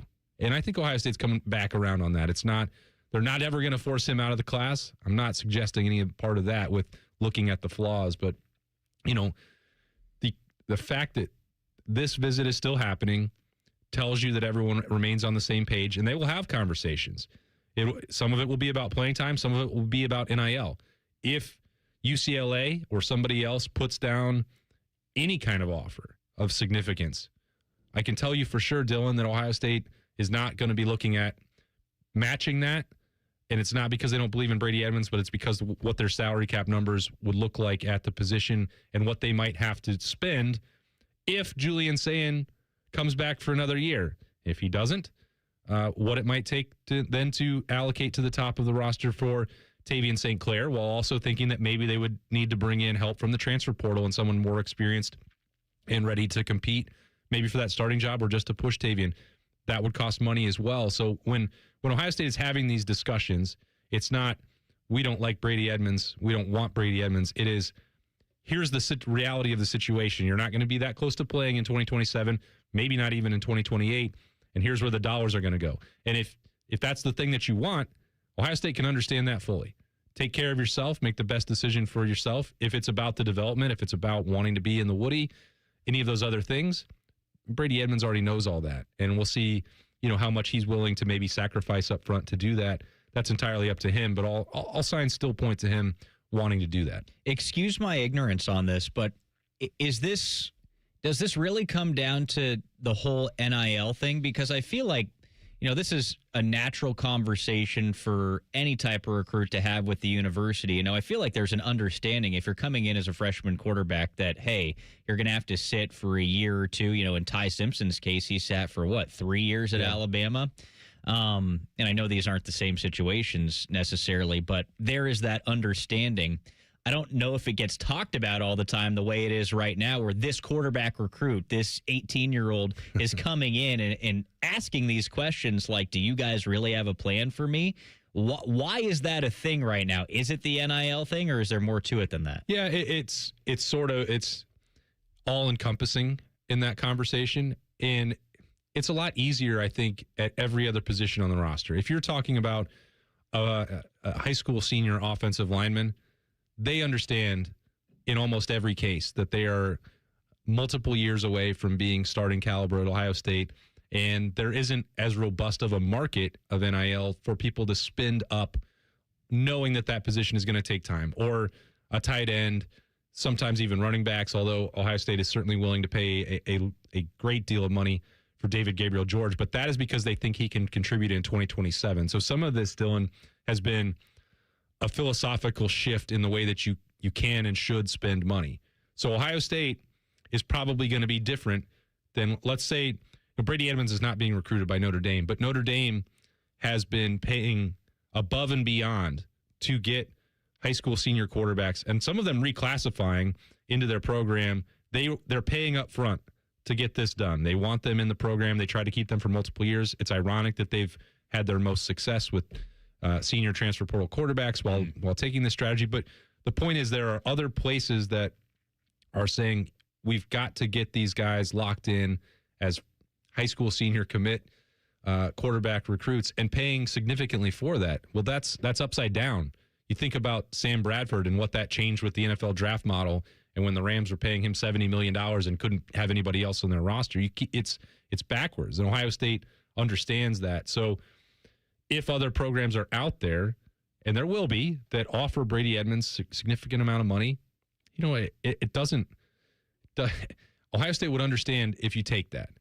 They're going to stay entrenched with what they believe that position is worth for someone in his spot that's not going to be close to starting right up front, because they have to spend that same money that UCLA might allocate for a freshman quarterback on the rest of their roster, because they're competing for a national championship year after year after year. So, Ohio State understands that there will be recruitments that they lose because of those NIL discussions with true freshmen. And I know that sometimes irritates portions of the fan base. They're Ohio State. They should pay whatever they want. They should get any player that they want. That's just simply not going to be the reality.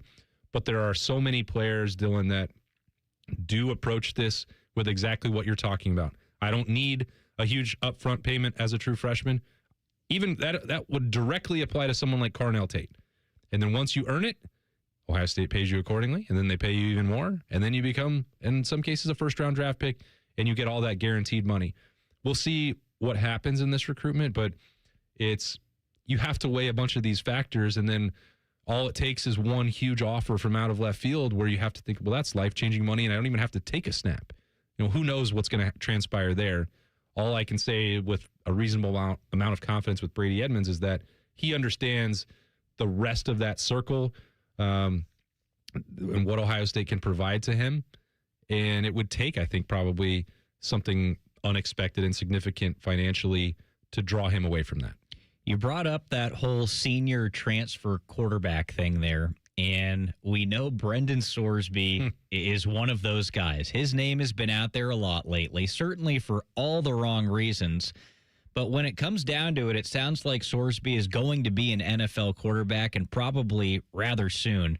For me, I'm eager to see where he lands, so I want to go over some potential destinations with you next. It's Fan Sports Saturday right here on The Fan.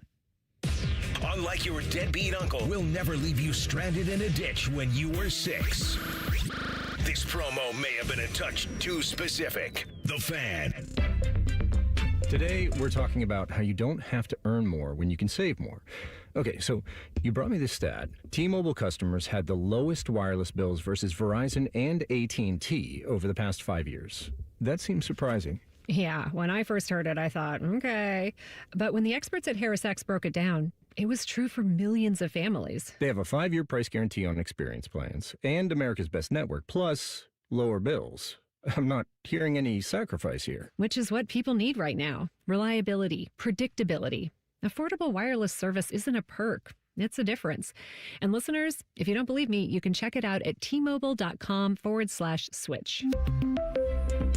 Best mobile network based on analysis by Ookla of Speed Test Intelligence data 2H 2025. Price guarantee on talk, text, and data. Exclusions like taxes and fees apply. Based on HarrisX billing snapshots from Q3 21 to Q4 25 compared to average AT&T and Verizon bills. Comparison excludes discounts, credits, and optional charges. For more details, see harrisx.com/T-Mobile-bills. I'm Meredith Garfalo, meteorologist at 10 TV News This Morning, and I'm an Ohio girl. I love golf, aerospace, and all things Ohio sports. For nearly 20 years, I've studied the patterns that shape our days, from winter wonders on the south side to dangerous storms along the I-71 corridor. When the weather changes, you'll be the first to know, because you need a forecast that moves as fast as you do. Make the move to 10 TV News This Morning, weekdays from 5 to 9, anywhere you watch. Get Eco. ECO. Hey, Aaron, happy Father's Day month. You know what, Jerry? I grew up with a single mom, so it's always been important to me to be the best dad I could be. You install air conditioners in people's homes, Aaron. That literally makes you the cool dad.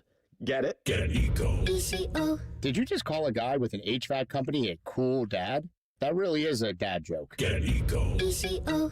A cool dad like you can install a new air conditioner that makes the whole family cool. Well, a really cool dad would repair the air conditioner they have. And leave more money for Father's Day presents. With our AC Repair Buyback program, we'll even credit you any money you spend on the repairs against the purchase of a new system, if you change your mind and replace it. Get Eco. ECO. Hypothetically, Aaron, what does a guy like yourself look for in a necktie? I don't wear ties, Jerry, and I'm certainly not your dad. Get Eco. ECO. Eco plumbers, electricians, and cool dad HVAC technicians. GetEco.com. Welcome back to That Lux Life. It's your boy, Will Winmore. Today's guest, the millionaire ball from the new Ohio Lottery Daily Draw game, Millionaire for Life. Hey-o! So if a player matches 5 numbers and the millionaire ball number, they win $1 million a year for life. Hey-o! Or $100,000 a year for life if they match just 5. Hey-o! Millionaire for Life is the game. Millionaire Ball is his name. Play Ohio's newest daily draw game for your chance to win for life. Players are subject to Ohio laws and commission regulations. Play responsibly.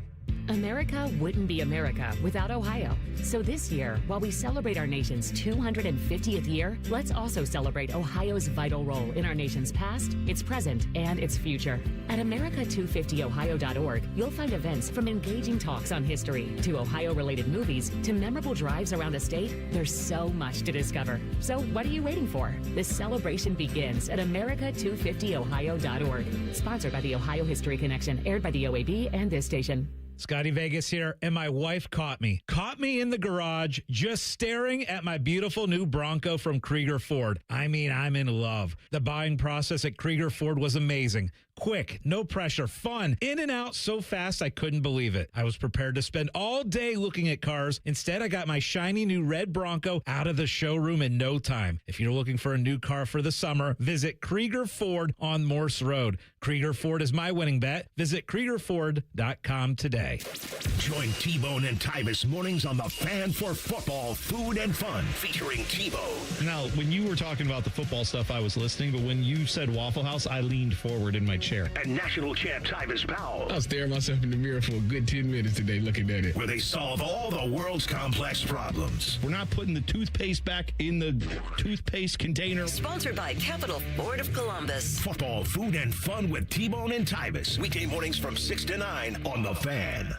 As a teacher or coach, do you ever feel overwhelmed supporting kids' mental health? Teachers need tons of help. I had never experienced players being so down that they can't even participate. It's so important that we are constantly educating ourselves. It's the same as the CPR class to me. We're trying to save a life here. The Kids Mental Health Foundation has free tools and information developed by experts. Scan the QR code or check out kidsmentalhealthfoundation.org to get started. Morning Juice is now on YouTube weekday mornings starting at 6. If you're a fan of Bobby Carpenter, he's ready to attack and dominate. If you're a fan of Jeff Goodhoff, drive directly to a hospital. Seriously, the Fan. Fan weather. From the Logan AC and Heat Services Weather Center. We have overall quiet weather for the weekend. We'll see a partly sunny sky for Saturday. Could be a stray shower here or there. Otherwise, we'll plan on highs in the upper 70s and breezy. Mostly clear tonight, down to 60 for a low. For tomorrow, gradually increasing clouds. Could be a shower late in the day. Highs climb to around 80. For the Fan, I'm 10 Weather Impact meteorologist Justin Gertz. Catch T-Bone and Tyvis weekday mornings from 6 to 9. If you're not completely satisfied, we'll rewind time and erase your brain. For real, the Fan. Live, local, and still slightly drunk. I'm not drunk, all right? I just have a speech impediment. This is Fan Sports Saturday. You might not believe me here, but I promise I don't want to beat a dead horse with all the Brendan Sorsby stuff, but I feel like more stuff continues to come up, and you got to keep talking about it. It's a pretty big story. Right. So Brendan Sorsby, where things land right now, he wants to be drafted via the supplemental draft into the NFL. He's applied for that to happen. I suppose he still has to be, that application has to be accepted by the National Football League. And then the supplemental draft, it doesn't necessarily have a set date. I believe it has to happen between June 6th and June 19th. Or no, that July. doesn't make July, excuse me, not June. We're in June right now. Not to mention, he's still got an ongoing legal battle with the University of Cincinnati. He's got whatever treatment for gambling addiction that he's going through. And then he also broke the law in the state of Indiana, Ohio, and Texas. Right. That is one thing that I feel like kind of hasn't been talked about yet, and it maybe will be addressed when he makes it to the National Football League. Will there be some sort of discipline via the NFL? But that's the thing that I don't quite understand. He broke actual law, so where is that going to factor? Is that going to play into this? It seems to be the last thing anybody includes in the conversation, and I find that a little bit strange. We know from the sporting perspective that everybody, when I lost my mind about it, amongst many others, it was about the integrity of the game, betting on your own team and your own sport. And we viewed it from that lens, and it's like, well, in terms of eligibility for college football, this is as clear-cut, seemingly, as anything has ever been. And I don't know how you found the one judge and one person in the world who disagreed with that to grant the injunction, but none of that really matters at this point in terms of the next step. But it's like, okay, that was a sports rule that you broke, and I think some people can kind of look at that and think, well, we get inundated with, gambling ads on television. Many of us have it on our phones. We all participate in it. It's become more commonly accepted and socialized and legalized. It's like, I can see how that would happen. And some people wave it off on that, and it's like, it's not the worst thing in the world, but you just can't bet on football. He's done. Well, he wasn't. When you or I or Nate do it, we are of age, registered, using our own accounts, using our own money, not funneling it to this, that, and the other direction. Like, that was an actual law that was broken. Right. And that part is like, I don't even know what the penalties are for that, but I don't feel like the legal agencies or the federal government are as going to be lenient on this case. He's just a kid playing ball. Right. I don't think so. They're not going to change the precedent on that. Yeah, so we'll see how that shakes out. I want to have a little bit more fun with it, right? We've talked so much about the legal implications and what it means for college football and the integrity of the sport. When it's all said and done, he's probably going to be an NFL quarterback, right? Yes. And had he played this season and had a good year, which is obviously hard to forecast because remember going into the last college football season, how many different guys had first-round grades that ended up being late-round picks or maybe even going undrafted? Yeah, I mean, at this point, Sorsby was mocked to be a first-round pick. Had he left Cincinnati last year, he may have been a late first-round pick. But all of that, of course, is out the window. He's applied to be drafted via the supplemental draft in the NFL. And, the way that works is it's essentially bidding with draft picks and future draft picks at that. So, Terrell Pryor, of course, was drafted via the supplemental draft. He was drafted with a third-round supplemental draft pick, which essentially means the team will give up that pick in next year's NFL draft. So where do you think this guy goes? Because there are some intriguing situations out there. A team like the New York Jets or even the Cleveland Browns, both those squads have draft capital. They're looking for quarterback help. They're looking for the quarterback of the future.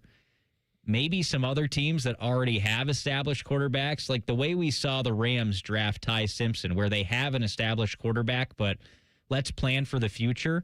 For a team like that, this might be an excellent situation because you give up less draft capital than you previously would have expected to give up to use to draft Sorsby, and you get the potential quarterback of the future, with the caveat being he has a lot of baggage that he comes with. He does. And in terms of, I apologize, making a bet on Brendan Sorsby, this is a low-risk way to do it. You think about the competition and the discussion and the trade-ups and trade-downs and everybody fighting at the same time, trying to put a value on it. If he had been in next year's draft in April, that becomes a lot more complicated, particularly if he doesn't play this season. But if there's now a real chance that supplemental draft is approved by the NFL and he enters it, and teams can sit there and say, well, this is where we're comfortable, whether that's a second. I don't think anyone would bid a first-round pick to get that done. I don't think so either.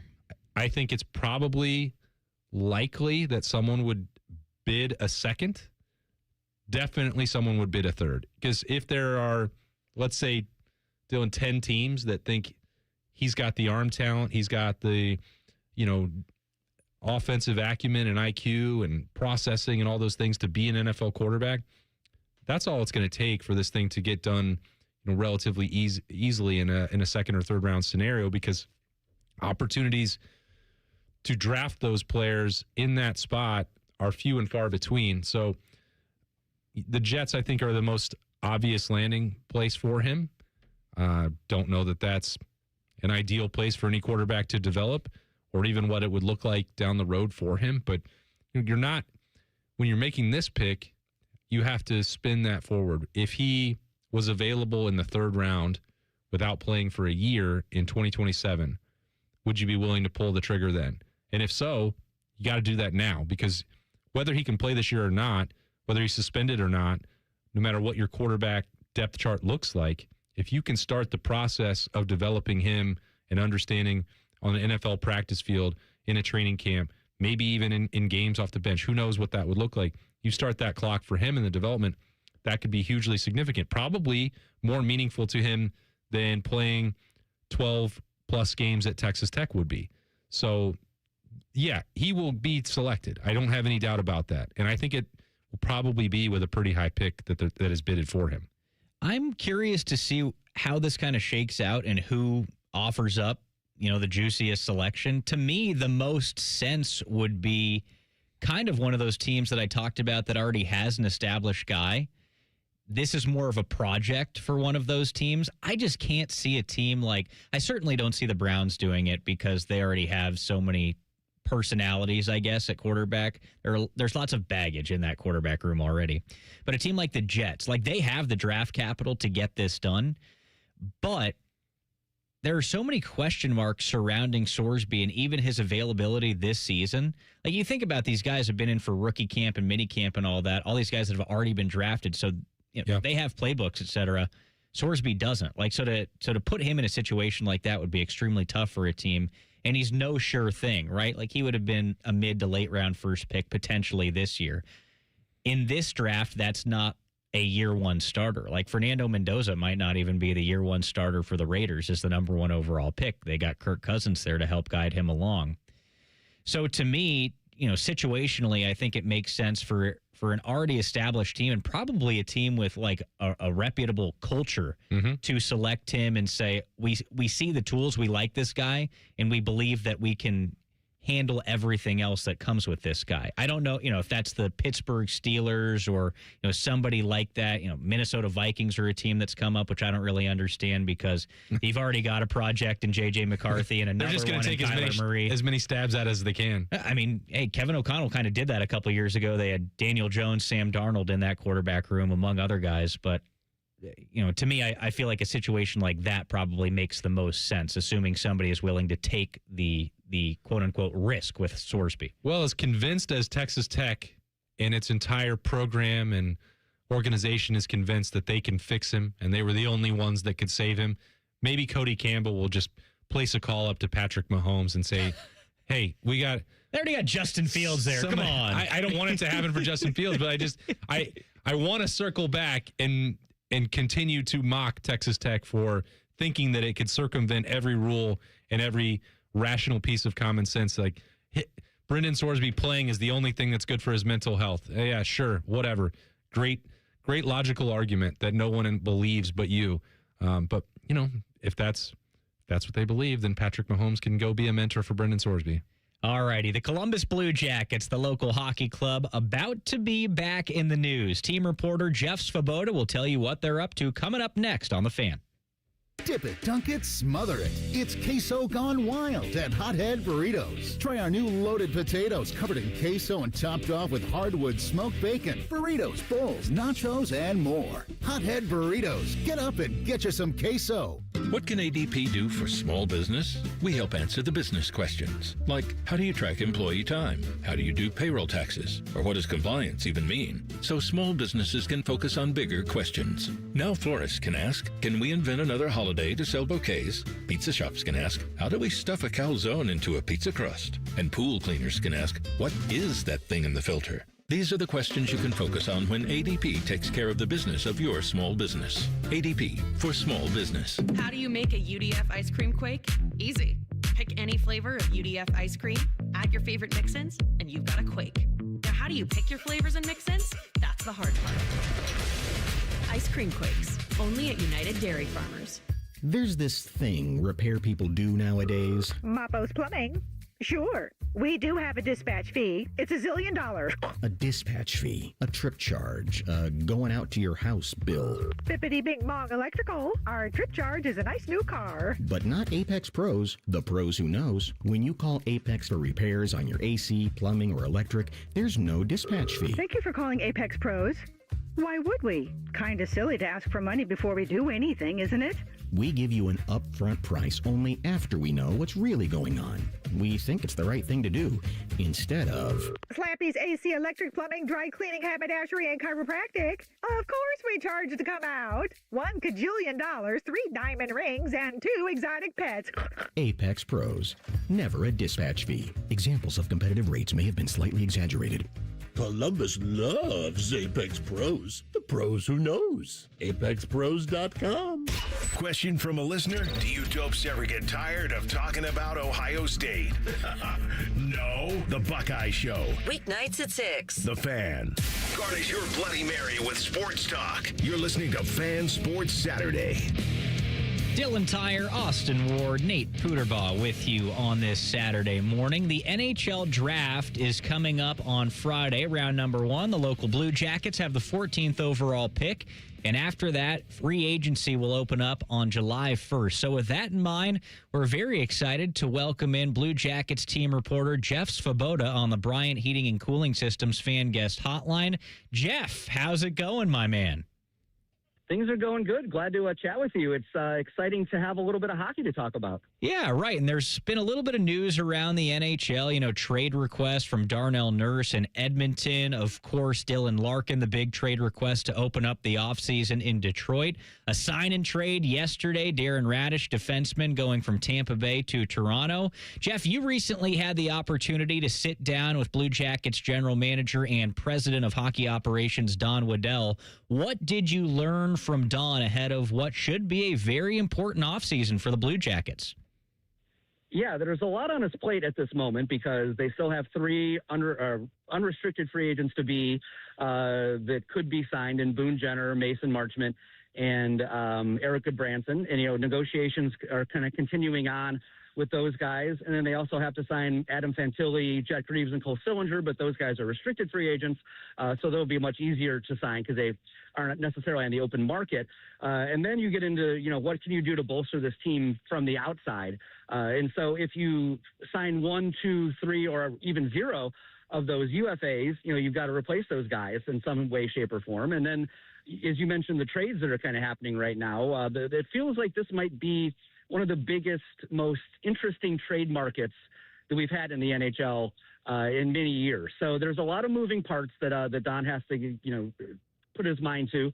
The big thing that I took away from it, though, is on the trade front is that they want to do something. And he said, I think we're going to do something. They just obviously don't know what yet because you have to, figure out who all is available and where these things are going to go and things like that. But they have the 14th pick in the draft, which starts next Friday, as you mentioned. They wouldn't be against trading that to get immediate help because if you're picking in that range, you're probably going to pick a player that's not going to be someone who's going to help you out a ton for 2, 3, 4 years even. So they want to win now. So I think what you're going to see is the Jackets are going to be active on the trade market, and that's, I think, going to be one of the biggest ways they look to improve this team next year. I think the targets are a top 9 forward and probably a third pair defenseman. So we'll see how this all shakes out. But I'm excited to kind of see how it all goes because this team, struggled, a number of years ago, when it had a lot of high draft picks. We're starting to see the fruits of those drafts. The last 2 years have obviously been painful to not get in the playoffs, but it's been on the upswing, and this feels like a critical offseason where they have to make those final moves to get back in the postseason. Jeff, I don't think that Dylan Larkin would fit in either of those criteria that you outlined on the trade market for the Blue Jackets, but the world's best defenseman does have an affinity and relationship for him. Is he advocating for the Jackets to make that move? I'm sure they'd love to play together, that's for sure. They've obviously grew up together and stuff like that. And if you look at the Jackets, though, as you mentioned, the fit just doesn't necessarily seem to be there. And that's before you even get to the fact that, Dylan Larkin controls where he's going to end up and to a certain extent because of his no movement clause. So it's one of those things that it doesn't really line up, especially, the Jackets feel pretty strong down the middle and Larkin is a center. But at the same time, you need to add probably up front. So, you'd like to do something find maybe a similar type player, maybe that plays the wing or something like that. But, you can't help but think about those things because, when there's that connection, it's very obvious. And so, obviously CBJ fans, when that trade request came out, was immediately like, bring him here. But I feel like it'll probably be a different direction for the CBJ. All right, Jeff, you said it. 14th overall pick Friday night for the Blue Jackets. The same pick they had last year. Remember, 2 first-round picks for the Blue Jackets last year. They selected Jackson Smith, defenseman, now from Penn State, 14th overall. Then after that, they selected goaltender Pyotr Andrianov. What are the options looking like for the Blue Jackets with the 14th overall pick this year? So it's kind of a weird draft. There doesn't seem to be as much consensus throughout the league as there is maybe in some years. And there's always going to be disagreements, but it feels like one team's list may look nothing like another team's list. So this could end up being, and especially when you consider, the trade possibilities we were just talking about, this could end up being one of the more interesting drafts that we've had in some time. And so yesterday on BlueJackets.com, you can go check it out, posted our annual consensus rankings where we kind of sum up, what the general thought is in the scouting and analyst community of who the top picks are. 7 of the top 14 were defensemen this year. And the Jackets went defensemen last year at 14 with Jackson Smith, as you mentioned.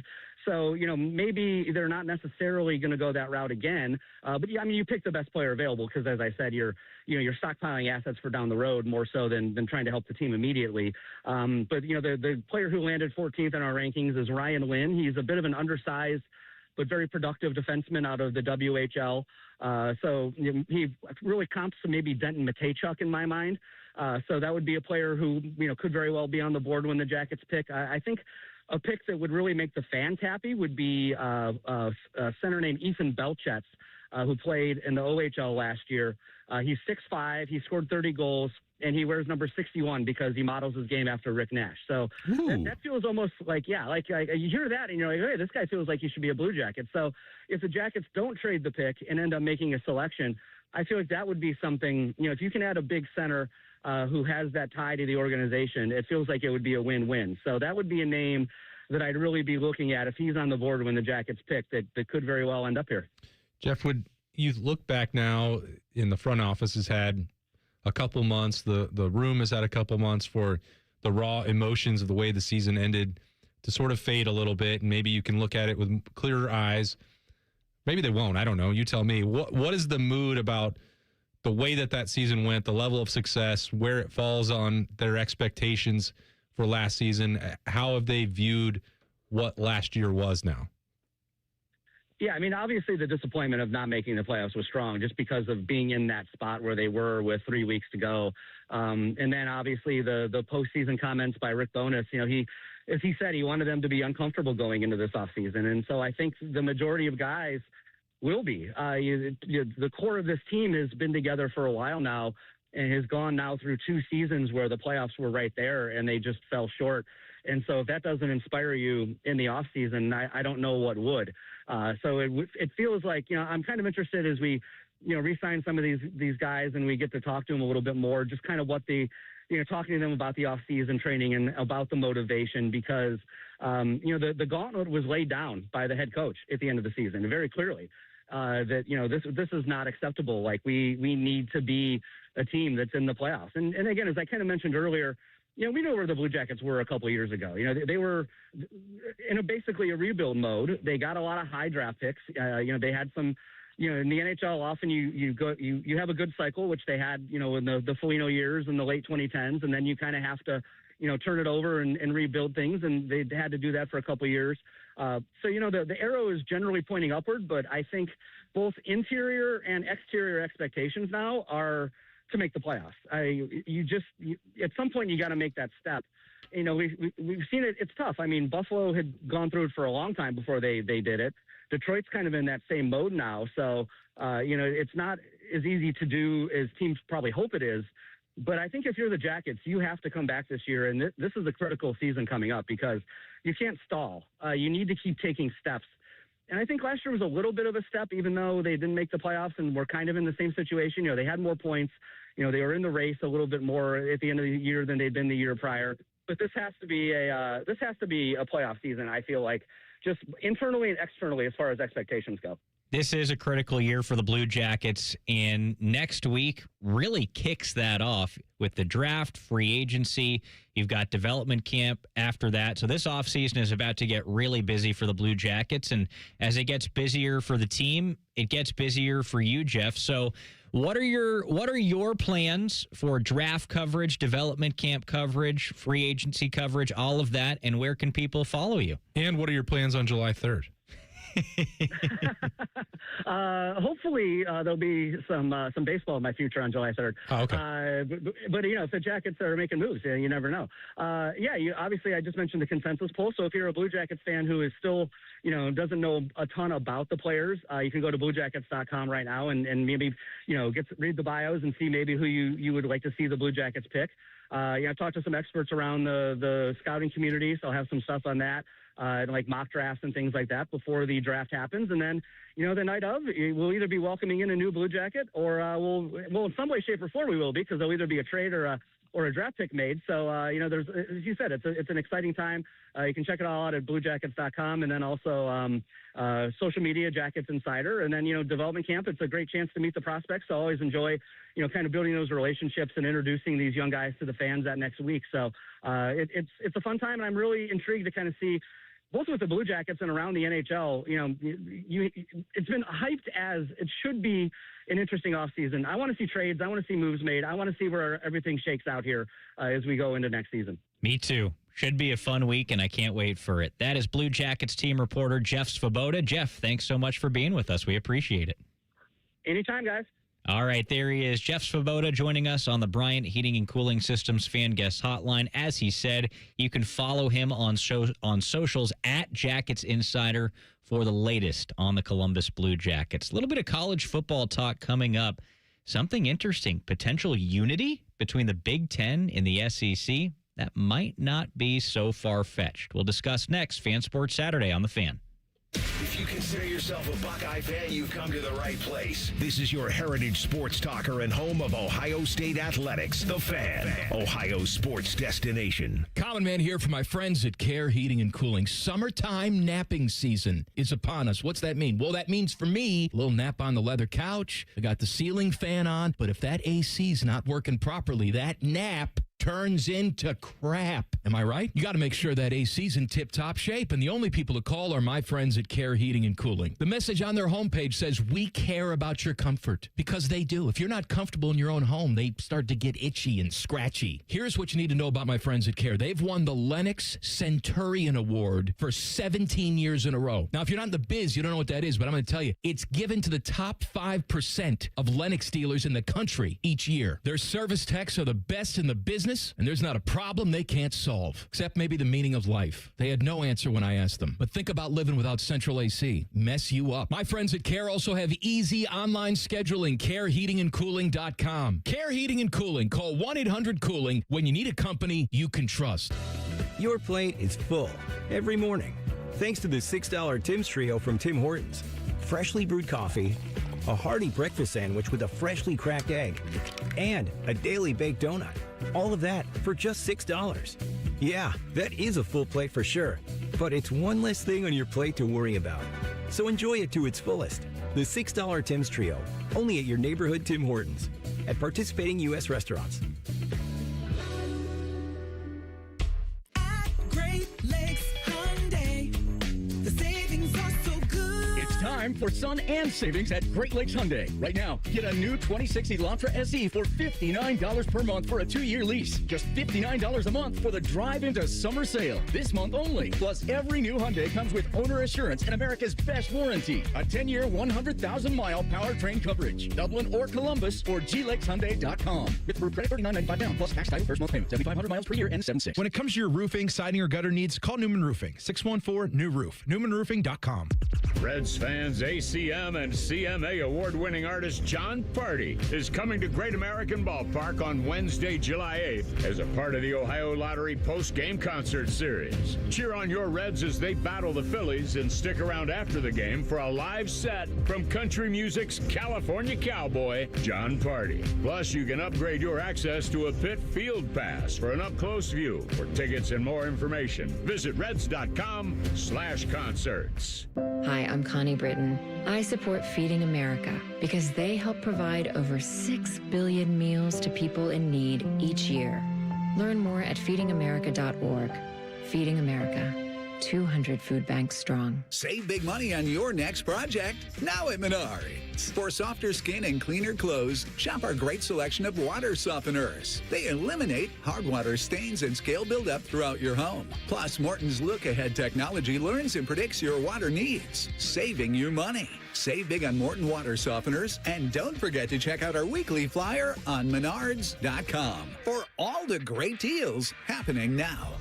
Save big money at Menards. Welcome to Tire Discounters. Oh, hiya, Phantom. Happy anniversary, Mike. Yep, Chip and his family can be proud. Tire Discounters is officially 50. I believe the 50th is traditionally called golden. Like the golden rule. Oh, yes. Give unto others a free alignment. With any 4-tire purchase, of course. But I meant do unto others, treating people like you'd want to be treated. Yet another reason that Tire Discounters has stood the test of time. So you really thought the golden rule was about free alignment? Alignment, so crucial. I'm Jeff Hogan. I've been a journalist at 10 TV for more than 20 years. I moved back to Columbus with my beautiful wife and our 2 amazing daughters and our golden retriever, Harley. This community brought me back because this is where I feel connected. Where my daughters were born, this is my home. And that is to say, I don't just report about our community, I belong to it. What happens here affects us all. And that's why we care so deeply about getting it right. And when local journalism is done right, it doesn't sit still. It moves. It moves you to act, to verify, to volunteer, to speak up or lend a hand. It moves your mind by challenging assumptions and offering new perspectives. It moves you forward by giving you the information to make decisions and thrive where you live. And yes, it moves your heart through the kind of human storytelling that stays with you wherever you are. And at 10 TV, we're here for all of it. These are the stories that move Central Ohio. The Fan has a secret radio station. It's called The Fan 2. You can listen to the Bob and Tom Show, Jim Rome, and Buckeye stuff. Why do they pay me big money to whisper? The Fan 2 is on the Fan's HD2 channel and streaming on the Fan app. You're welcome.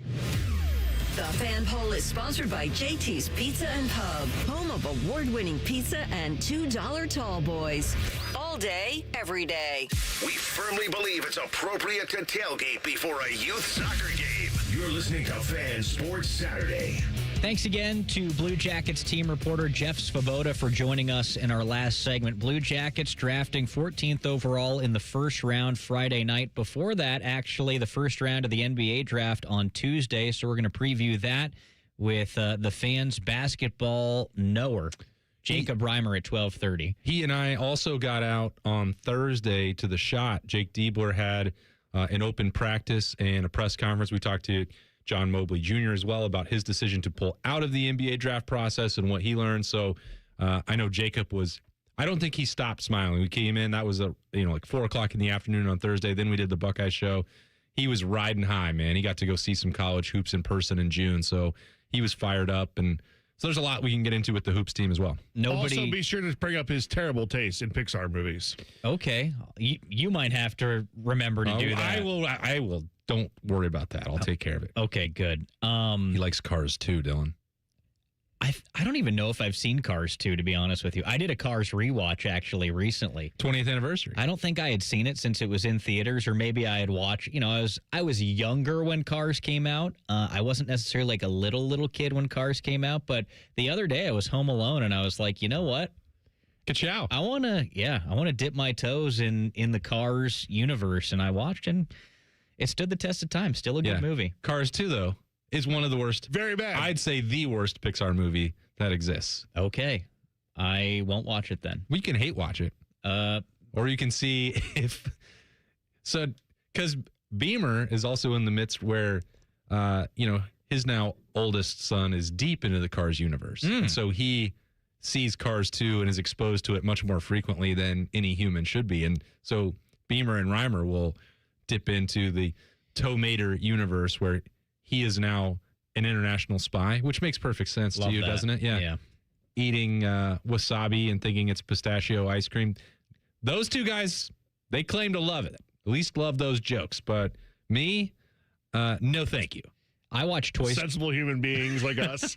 I watched Toy Story like daily when I was a little kid. That was my favorite movie of all time. So it's a big weekend. I know. I wonder if Reimer has seen Toy Story 5. I saw Toy Story 4 alone in a theater just outside of Portland, Oregon. I was working for a baseball team at that point out in Washington State, and we were down playing the Portland Pickles, and I had some time to kill before the game that night. So I was like, I've never been to a movie by myself before. I'm going to go do it. Maybe a little bit creepy that I'm an adult man seeing Toy Story alone, but I went to a really nice mall, saw the movie. It was pretty good.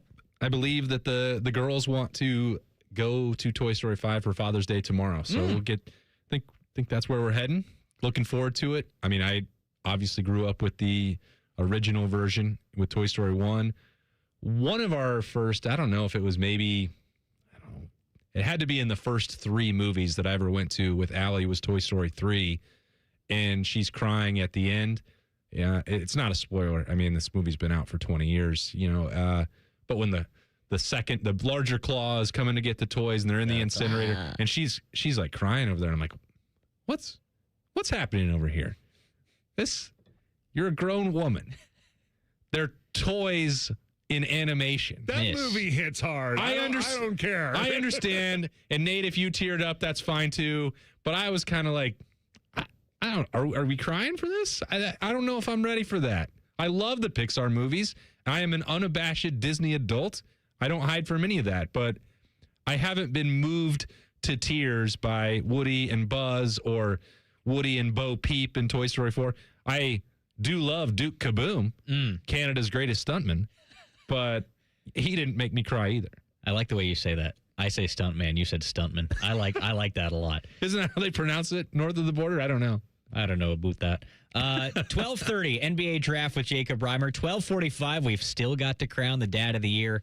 then the Reds versus the Yankees on these airwaves at 1:30. So the Protect College Sports Act, a bipartisan effort. You've got Ted Cruz, Maria Cantwell. I feel like this is carrying the most momentum out of anything that we've seen so far to, quote unquote, fix college sports, fix college football. But, the Big Ten and the SEC, I don't know if they ever publicly agree on anything. They have their obvious rivalry. I'm sure behind closed doors, they agree on more than they realize or more than they're at least willing to admit. And I think there's something in this Protect College Sports Act that the SEC and the Big Ten actually could unite on. So what is that, Austin? And why do these two super conferences potentially oppose this legislation that seemingly other people like? Here's what they agree on, Dylan, that they both love money. And what they agree on, interestingly enough, is that they don't want to share their money with each other. They've said it's kind of like more importantly with the pores. Well, they're like, we're up here. We are the two royal families, and we're okay with you having money. We're okay with us having money. Let's do everything we can to see that the kingdoms of the Big 12 and ACC crumble without us. They need us. So the one thing that they were initially hung up on, and there are other things in there that they don't love, Dylan, but it was the dangling of an antitrust exemption by pooling the broadcast rights that really had Greg Sankey and Tony Petitti singing Kumbaya and saying, whoa, whoa, whoa, whoa, whoa. We're okay with a lot of this, but you're not going to tell us how to spend or make our money. So where do you think this goes? Because these are the two biggest conferences in college sports, talking about the Big Ten and the SEC. You've got lots of support elsewhere for the Protect College Sports Act. Does this live and die with these two super conferences, or does it still have legs outside of them? Yeah, this is not a politics show, but I think we can all probably agree that any bill of any kind for anything, you can't bet on that surviving anything. Right. The markup process, the voting process, it feels like everything is at a standstill there. And there were people in some of the reporting that said, well, some of the government reporting, like, well, it probably won't even come up for a vote before they go into recess or before they head into the midterms or any of these. I don't know. I'm not paying that close attention to that part of it. It doesn't interest me. And I don't have high hopes that the Protect College Sports Act as it's written will get through, or even how many changes would have to be required to go through. I don't think you can turn your back on the Big Ten and the SEC. There was a quote from Cantwell that said, well, we're not going to let some people stand in the way of rules that apply to 500,000 student athletes. Well, it's in a lot of ways you kind of have to. Right. Because if the Big Ten and the SEC say no, and then you incentivize them to more strongly consider a breakaway or a super league, well, that will create a lot of problems for the other 490,000 people that they claim to be protecting in this bill. So I'm not real optimistic about it personally. And then every time presidents, ADs, commissioners ask for help from Congress and they offer it, and then they say no, at some point they're going to get tired of even, well, what did you ask us for this for if you don't want it? Ryan Day, who might be one of our Dad of the Year candidates coming up in a little bit, wants to see something from his Ohio State Buckeyes. He wants to see the Buckeyes put their fours up. I'll tell you what I mean coming up next. Fan Sports Saturday on The Fan. An encyclopedic knowledge of sports and other random things you may or may not care about. I think I found my mentor. Rockman and Ice. Weekdays from noon to 3. The Fan. T-Mobile has an exclusive bundle for customers 55 and up. I'm Sarah Bowl. Yeah, I'm Frank Bowl. A reliable network is key for us. And with T-Mobile, it's been wonderful. And going to the 55-plus plan saved us so much money. A lot. And that's important. Trying to keep costs down. The home internet's been perfect. It's fast, it's quick. The setup was so easy, it took less than 15 minutes. It was like, ta-da! If you want simplicity, coverage, reliability, you want the whole package, T-Mobile has it. Right now, T-Mobile customers 55 and up can get 2 phone lines on America's best network, plus America's fastest 5G home internet for just $30 each. $30 per month each line with auto pay plus taxes and fees. Minimum age 55. Pricing for home internet rely on 2 lines of essentials. Choice 55. $35 connection charge per line required. Best mobile network and fastest 5G home internet based on analysis by Ookla of Speed Test Intelligence data 2H 2025. All rights reserved. At ADP, we know you want your landscape business to succeed, but we don't know anything about landscaping. ADP only knows how to handle the business of your small business. So if ADP focuses on the payroll and the HR, while you focus on the land and the scaping, success should follow. Just don't expect us to know all about Kentucky bluegrass, zero-turn cutting, or what to do with a woodchuck. That's for you to figure out. Let ADP help your small business focus on the part of the business you're good at. ADP for small business. There's this thing repair people do nowadays. Mapos Plumbing. Sure, we do have a dispatch fee. It's $1 zillion. A dispatch fee, a trip charge, going out to your house bill. Bippity Bing Bong Electrical. Our trip charge is a nice new car. But not Apex Pros, the pros who knows. When you call Apex for repairs on your AC, plumbing, or electric, there's no dispatch fee. Thank you for calling Apex Pros. Why would we? Kinda silly to ask for money before we do anything, isn't it? We give you an upfront price only after we know what's really going on. We think it's the right thing to do, instead of... Slappy's AC, electric, plumbing, dry cleaning, haberdashery, and chiropractic. Of course we charge to come out. $1 kajillion, 3 diamond rings, and 2 exotic pets. Apex Pros. Never a dispatch fee. Examples of competitive rates may have been slightly exaggerated. Columbus loves Apex Pros. The pros who knows. ApexPros.com. For 25 years, the Library of Congress Veterans History Project has collected and preserved the experiences of America's heroes. From original letters to oral histories, these first-hand accounts bring history to life, one voice at a time. With over 120,000 stories collected, each reveals the courage, sacrifice, and service of our veterans. But many remain untold. Help our nation reach 125,000. Share a story. Ensure a legacy. Visit loc.gov/vets today. Broadcasting live from the McDaniel GM Superstore Studios, driving excellence since 1916. Chevrolet. Together, let's drive. WBNS HD1 Columbus.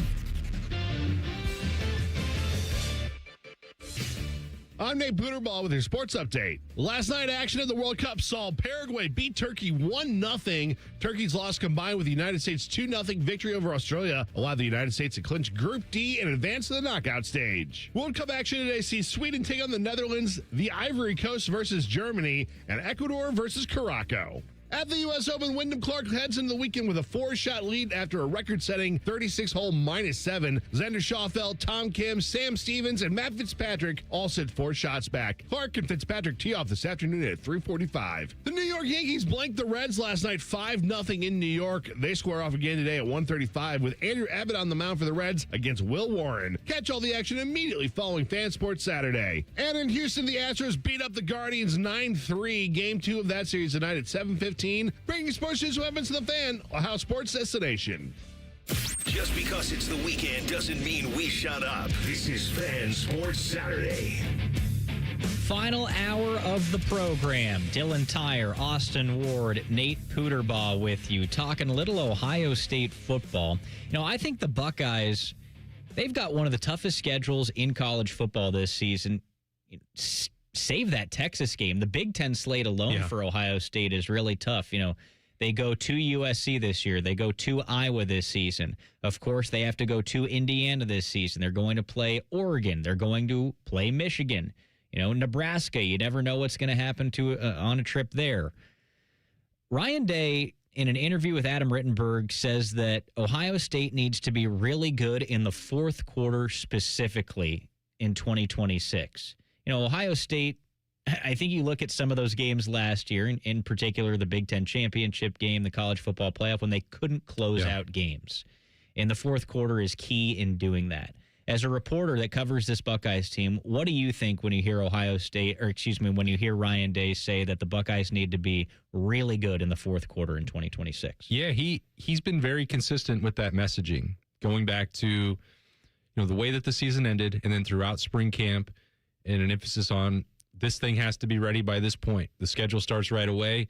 It's going to be a 4-quarter battle against Texas. And then he'll talk, that's really where the attention is, even though that's not the opener.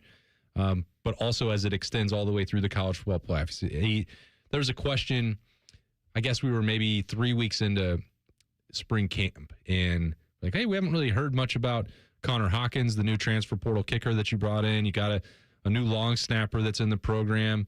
It's like he's even turning those answers into, well, we've got to have guys ready because we're going to play 4-quarter battles. It is going to be talent-equated matchups. This is one of the hardest schedules that Ohio State has. We got to be able to make those kicks when it matters, and that's another thing that you can point to.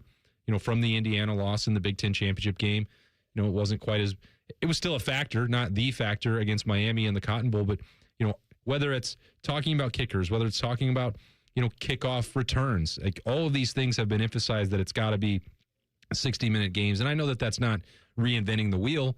Every coach in the country is going to be talking about trying to win the fourth quarter and trying to dominate the middle eight. Like that's how you win football games. But for Ohio State, they're up in a lot of these seasons where you look at the schedule and there might be 3 marquee opportunities. And one is in September, one is in October, and one is the last week of November.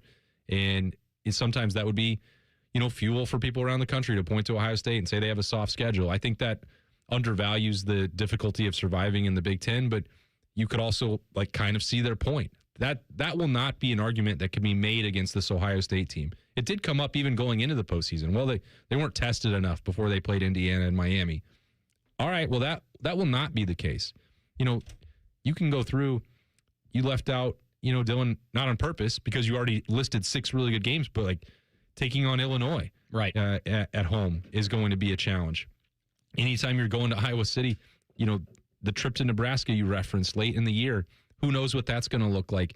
Lincoln is always a difficult place for people to show up and go play because of the passion of that fan base. Especially, that could be trappy at that point for Ohio State, 100%. too. You can be looking at something else that's about to come down the pike for them. So you look at that, especially that stretch right there in the middle. There's no, well, it's just Halloween or it's just Penn State. You have at Indiana, at USC, and then Oregon, all in that 3-game stretch. Now, there's an off week in the middle of that, but we're going to find out a lot about the quality of this team and how it can handle adversity, which if you think back to 2 years ago, that was a really difficult schedule, and they suffered some setbacks, and it took a while maybe for our brains to readjust the expectations. Oh, well, now in the expanded playoff, you can lose 2 games, and it's not the end of the world. In some ways, it might even help you. Now, I won't necessarily go that far that the last one of the regular season should be in that bucket, but maybe what happened at Oregon is more indicative of what I'm talking about here, where you saw some things that were exposed. Really, in that loss to Oregon, it was on the defensive side of the football. They had opportunities where they could have won that game. They still scored 30-plus points on the road against another playoff team.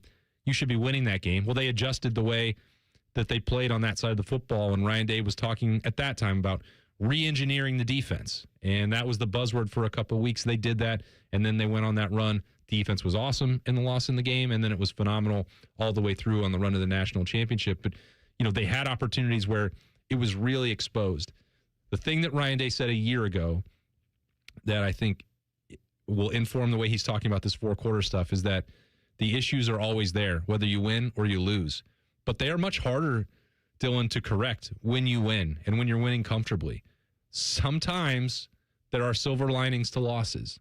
And if this team gets into 3 or 4-quarter battles and they win 75% of those, that's good. That's going to set them up probably for more success in the postseason. They don't have to win every single one in the regular season that goes into the 4th quarter.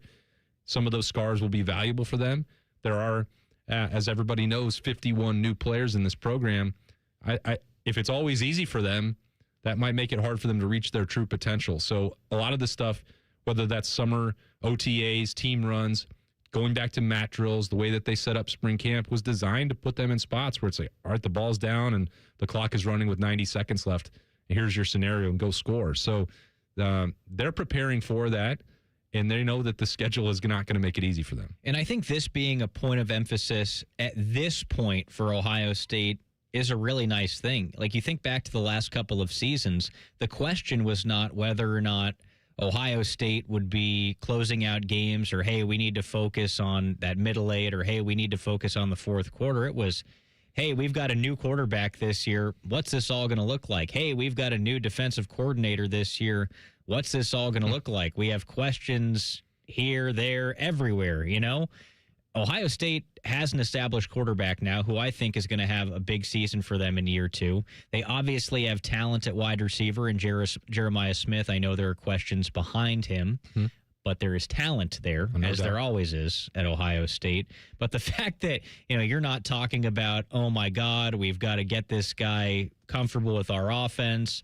Oh, my God, we have so many changes that we're not sure about on defense. While there are going to be lots of changes on defense for Ohio State, the fact that they feel comfortable enough at this point in time to be talking about, hey, the fourth quarter for us this season is going to be key. That's what we're going to be practicing. I think that means good things for Ohio State this year. Well, and you can look at, let's even just set aside the Cotton Bowl for a moment. Because if they had played a more efficient fourth quarter in Indianapolis, they wouldn't have been playing Miami in the Cotton Bowl. Right. If they had, and it wasn't just one drive, it was 2 drives down inside the 10-yard line, inside the 5-yard line in Indianapolis where they had opportunities to win that game. And the defense did too. Now, I'm not pointing a finger there. They could have got off the field quicker. Fernando Mendoza made some plays. He's the Heisman winner. Indiana was a great team, not taking anything away from them. In the moment when I left Indianapolis, or that night, thinking about snap judgments or the notebook, and it was like, okay, Ohio State said they were going to push the gas pedal when the time arrived, and they didn't. They could have created more pressure. They could have created a turnover. They could have, but that's aside.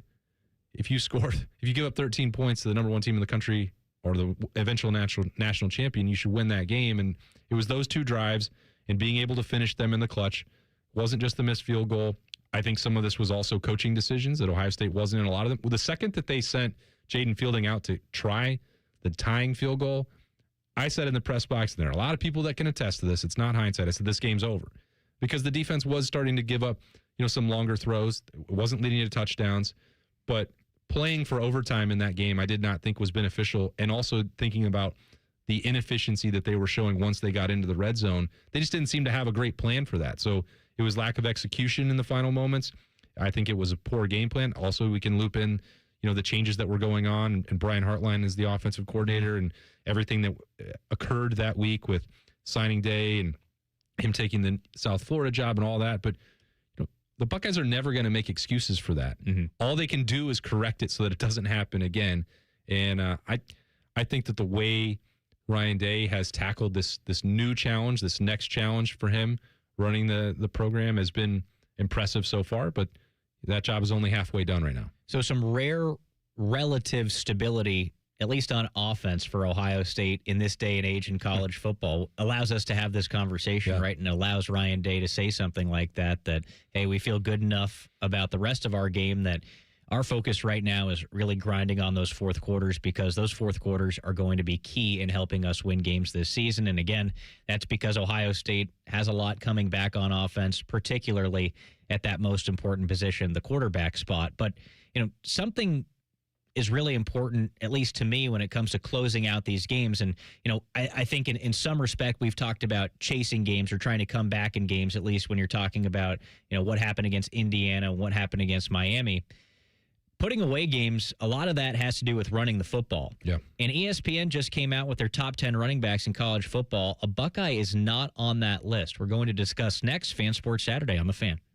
Whatever you're doing right now, just know that Bo Bishop is enjoying a sip of bourbon, even if this promo is playing in the morning. No judgment. Sweet morning drinking. The Fan. Your plate is full every morning, thanks to the $6 Tim's Trio from Tim Hortons.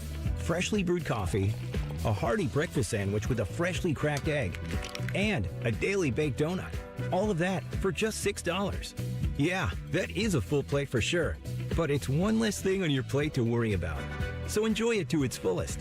The $6 Tim's Trio, only at your neighborhood Tim Hortons, at participating U.S. restaurants. I'm Brianna Albizu, traffic anchor for 10 TV News this morning. Columbus is quickly becoming my home, and this community has welcomed me with open arms. My mission is simple: to help you get to where you're going quickly and safely. Whether it's helping you beat the slowdown on 270 or giving you detours around major construction, we've got you covered. Because when your morning's on the move, so are we. Make the move to 10 TV News this morning, weekdays from 5 to 9, anywhere you watch. Get Eco. ECO. Hey, Aaron, happy Father's Day month. You know what, Jerry? I grew up with a single mom, so it's always been important to me to be the best dad I could be. You install air conditioners in people's homes, Aaron. That literally makes you the cool dad. Get it? Get Eco. ECO. Did you just call a guy with an HVAC company a cool dad? That really is a dad joke. Get Eco. ECO.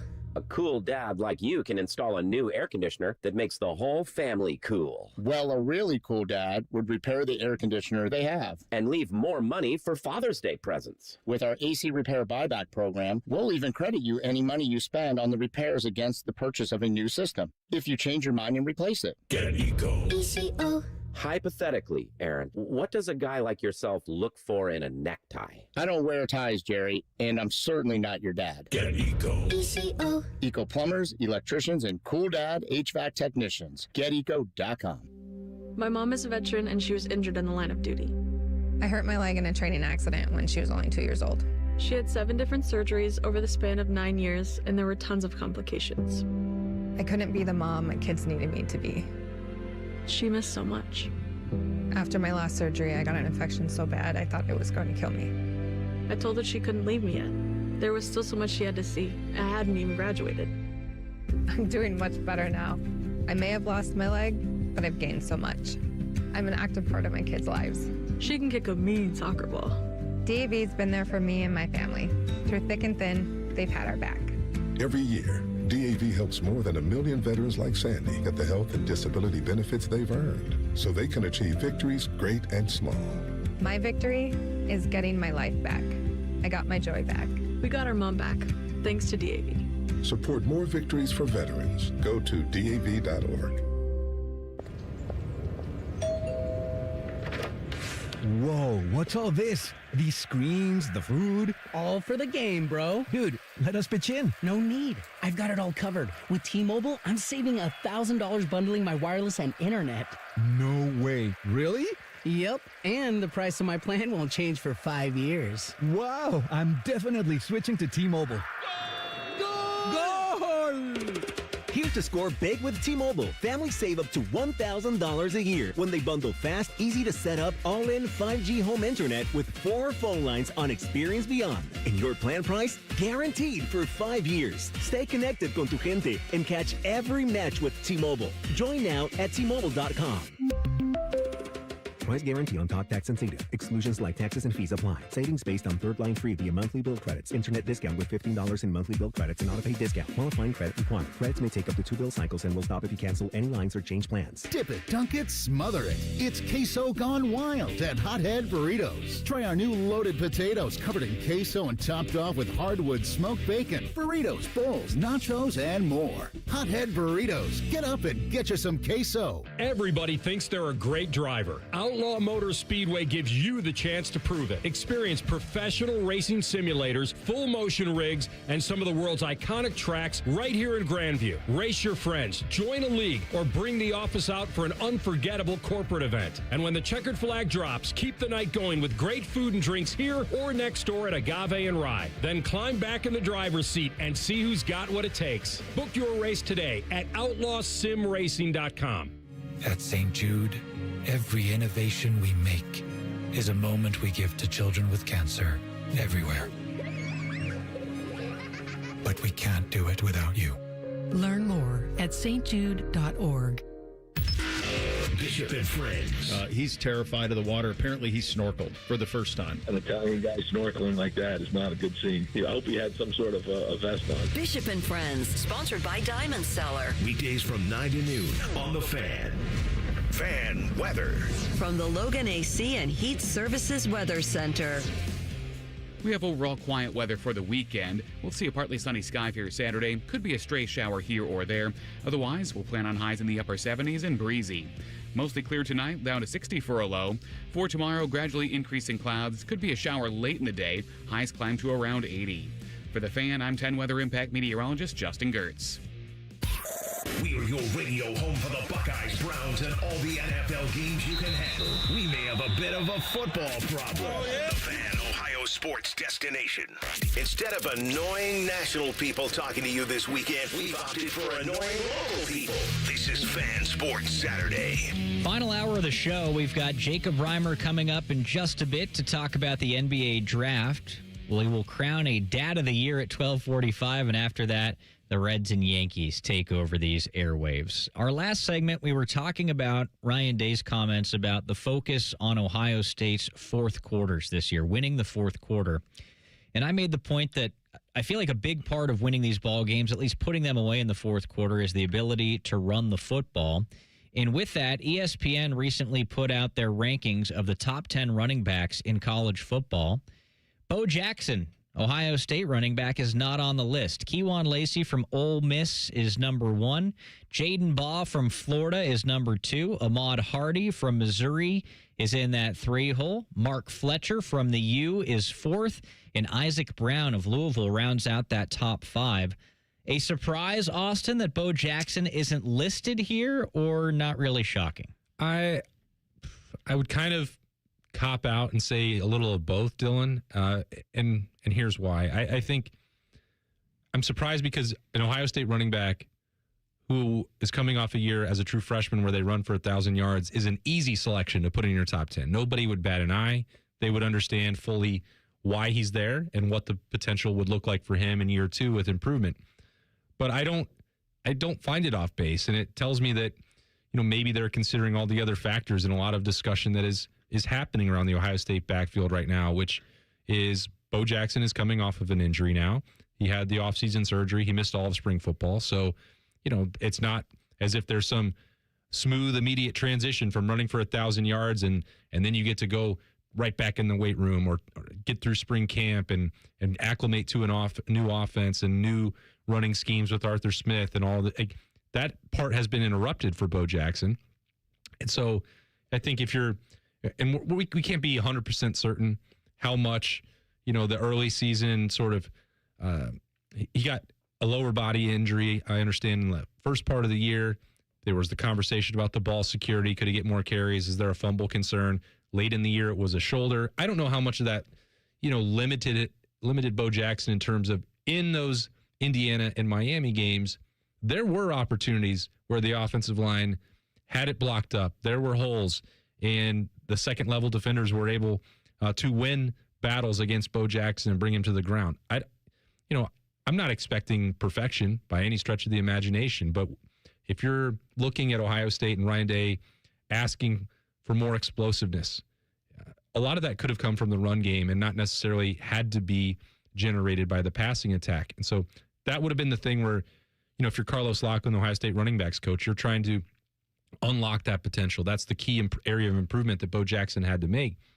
But right now, like some of the conversation, the last couple of weeks with the camps and OTAs and chances to be in the Woody Hayes Athletic Center, there's been a ton of buzz around Isaiah West as a realistic threat, his classmate to go push Bo Jackson for some of those carries. Ohio State also brought in Jacoby Jackson, the 7th-year transfer from Florida, to compete. He had a full spring. There are people that are enamored by what Legend Bay could look like. I think we have to maybe tap the brakes just slightly on some of the conversation that's occurring around him because he's 173 pounds. He only got to really go through the first week of spring practice, but what he could provide as a hybrid weapon. All that is to say, it's not even, in my mind, clear cut that Bo Jackson goes out there and takes every single high leverage snap, every meaningful carry for Ohio State. So locally, I think the fact that he's not in the top 10 in some of these rankings, this might be the most accurate one that I've seen or heard about, because basically everybody else is saying, you look at this Ohio State team and it's Julian Sayin, Jeremiah Smith, and Bo Jackson coming off of a 1,000-yard freshman year. And maybe that will be the case, but I think the last part is more uncertain, obviously, than the first two. All right, something you're talking about there has intrigued me. It's the combination of what we have in the Ohio State running back room, what the Buckeyes have there, Isaiah West, Bo Jackson, et cetera, and Arthur Smith at the offensive coordinator spot. You think about what Arthur Smith had at the running back position in the NFL, Derrick Henry in Tennessee, but after that, some interesting two-headed monsters. Cordero Patterson was kind of a revelation at the running back position in Atlanta. He shared that backfield with Tyler Algier, who was a very, very good running back his first couple of years in the NFL before taking a backseat to Bijan Robinson, who Arthur Smith also had the pleasure of coaching. A really nice two-headed monster with he and Algier. Then the last couple of seasons in Pittsburgh, Najee Harris and Jalen Warren. And then last season, Pittsburgh was led on the ground by Jalen Warren. Kenneth Gainwell also had 537 on the ground. So what I'm talking about here is, for the bulk of Arthur Smith's coaching career in the NFL, Derrick Henry aside, it's been these... He is the exception to the rule. It's been these successful two-headed monsters at running back. Could this be a precursor to what we see this season at Ohio State? Like, do you think that's part of the DNA of an Arthur Smith offense? I think it's part of Arthur Smith's DNA, and I really believe that it is a core tenet for Ryan Day and Carlos Loughlin. And we don't have to look back far for the value of that with Quinshon Judkins and Travion Henderson, and the way that, Locke helped engineer all that, manage the room. That's not easy, because running backs, they will all tell you over and over and over, you've got to develop a rhythm. You need to get hit. You need 15, 20 carries to get in the flow of the game. Some of that has also been, balanced out by the blueprint where, well, here's what will happen if you have 12, and what that can mean for the longevity of your career or the health of you within the season, and how fresh Travion Henderson and Quinshon Judkins looked during those 4 games on the run to the national championship. So, Ohio State, I think, very much believes in that approach. And whether that is, and I think there's another part as well, Dylan, like you look at the breakdown of carries from 2024, and Quinshon Judkins, had the highest percentage of that. It was close to 40. You had Travion Henderson that wasn't all that far behind. It was around, 30%. But Ohio State wants a third person carrying the football as well. That 2 years ago was Will Howard, who had over 100 carries. That's not going to be the way Ohio State will use Julian Sands. So there's also a potential world where Arthur Smith, Ryan Day, Carlos Loughlin are using all of those guys that I mentioned, with not just Bo Jackson, not just Isaiah West, but also Jacoby Jackson, who is, I think, some of the feedback that is coming in for him since he's had 6 months in the Woody Hayes Athletic Center is that he's found a higher gear, that he's got some speed that might be underrated. It's easy to watch his best moments and best film at Florida and say, well, this is a short yardage guy. He is tough. He is well built. If you're trying to stand in his way at the goal line, he's going to run you over. And that's true. But you look, he also had 2 years ago a carry that went for double digits in, I believe, every game but one for Florida. I'm trying to remember what I wrote a couple weeks ago, and my brain is scrambled. But because he's not just a short yardage guy. Now, most of those double-digit carries topped out at 20. I don't believe he had one that went for longer. So when Ohio State's looking for the explosive, like real splash plays, 40-yard touchdown runs, 50-yard touchdown runs, still don't know if Jacoby Jackson has that gear, but there's a lot of growing optimism that maybe he could, that Isaiah West could do that as well. And obviously they're still hoping that Bo Jackson finds that as well as he gets back, to full go in these summer workouts. So rounding out the rest of the top 10 here, and I think these next 2 names will be of interest because the Buckeyes are going to see them week 2. 6th, you've got Hollywood Smothers at Texas. He's a transfer from NC State. Tremendous name, by the way, Hollywood Smothers. Rayleek Brown, another running back from Texas, is at 7, so a two-headed monster for the Longhorns. He's a transfer from Arizona State. At 8, you've got Justice Haynes. He's at Georgia Tech now after transferring from Michigan. He ran for 857 with the Wolverines last year. L.J. Martin from BYU is 9th. Then we have a tie at 10. Caleb Hawkins at Oklahoma State. He transfers from North Texas. And Nate Shepard, the Duke running back, also tied at 10th. Bo Jackson, by the way, did receive votes, did not make that top 10. We will see how it shakes out this season. We're also going to see how things shake out Tuesday night in round 1 of the NBA draft. Who will go first overall? Jacob Reimer tells us coming up next, Fan Sports Saturday on The Fan. What can ADP do for small business? We help answer the business questions, like how do you track employee time? How do you do payroll taxes? Or what does compliance even mean? So small businesses can focus on bigger questions. Now florists can ask, can we invent another holiday to sell bouquets? Pizza shops can ask, how do we stuff a calzone into a pizza crust? And pool cleaners can ask, what is that thing in the filter? These are the questions you can focus on when ADP takes care of the business of your small business. ADP for small business. Thinking about making the switch to hybrid or even all electric? Germain Honda of Dublin has you covered. Explore the Honda hybrid lineup, including the Accord Hybrid, CR-V Hybrid, and Civic Hybrid. Or experience Honda's all-electric Prologue SUV. You'll get the efficiency you want, the reliability Honda is known for, and great offers available across the lineup. See why more Central Ohio drivers are choosing Honda electrified vehicles at Germain Honda of Dublin on Sawmill Road or online at GermainHondaofDublin.com. Common Man and Timmy.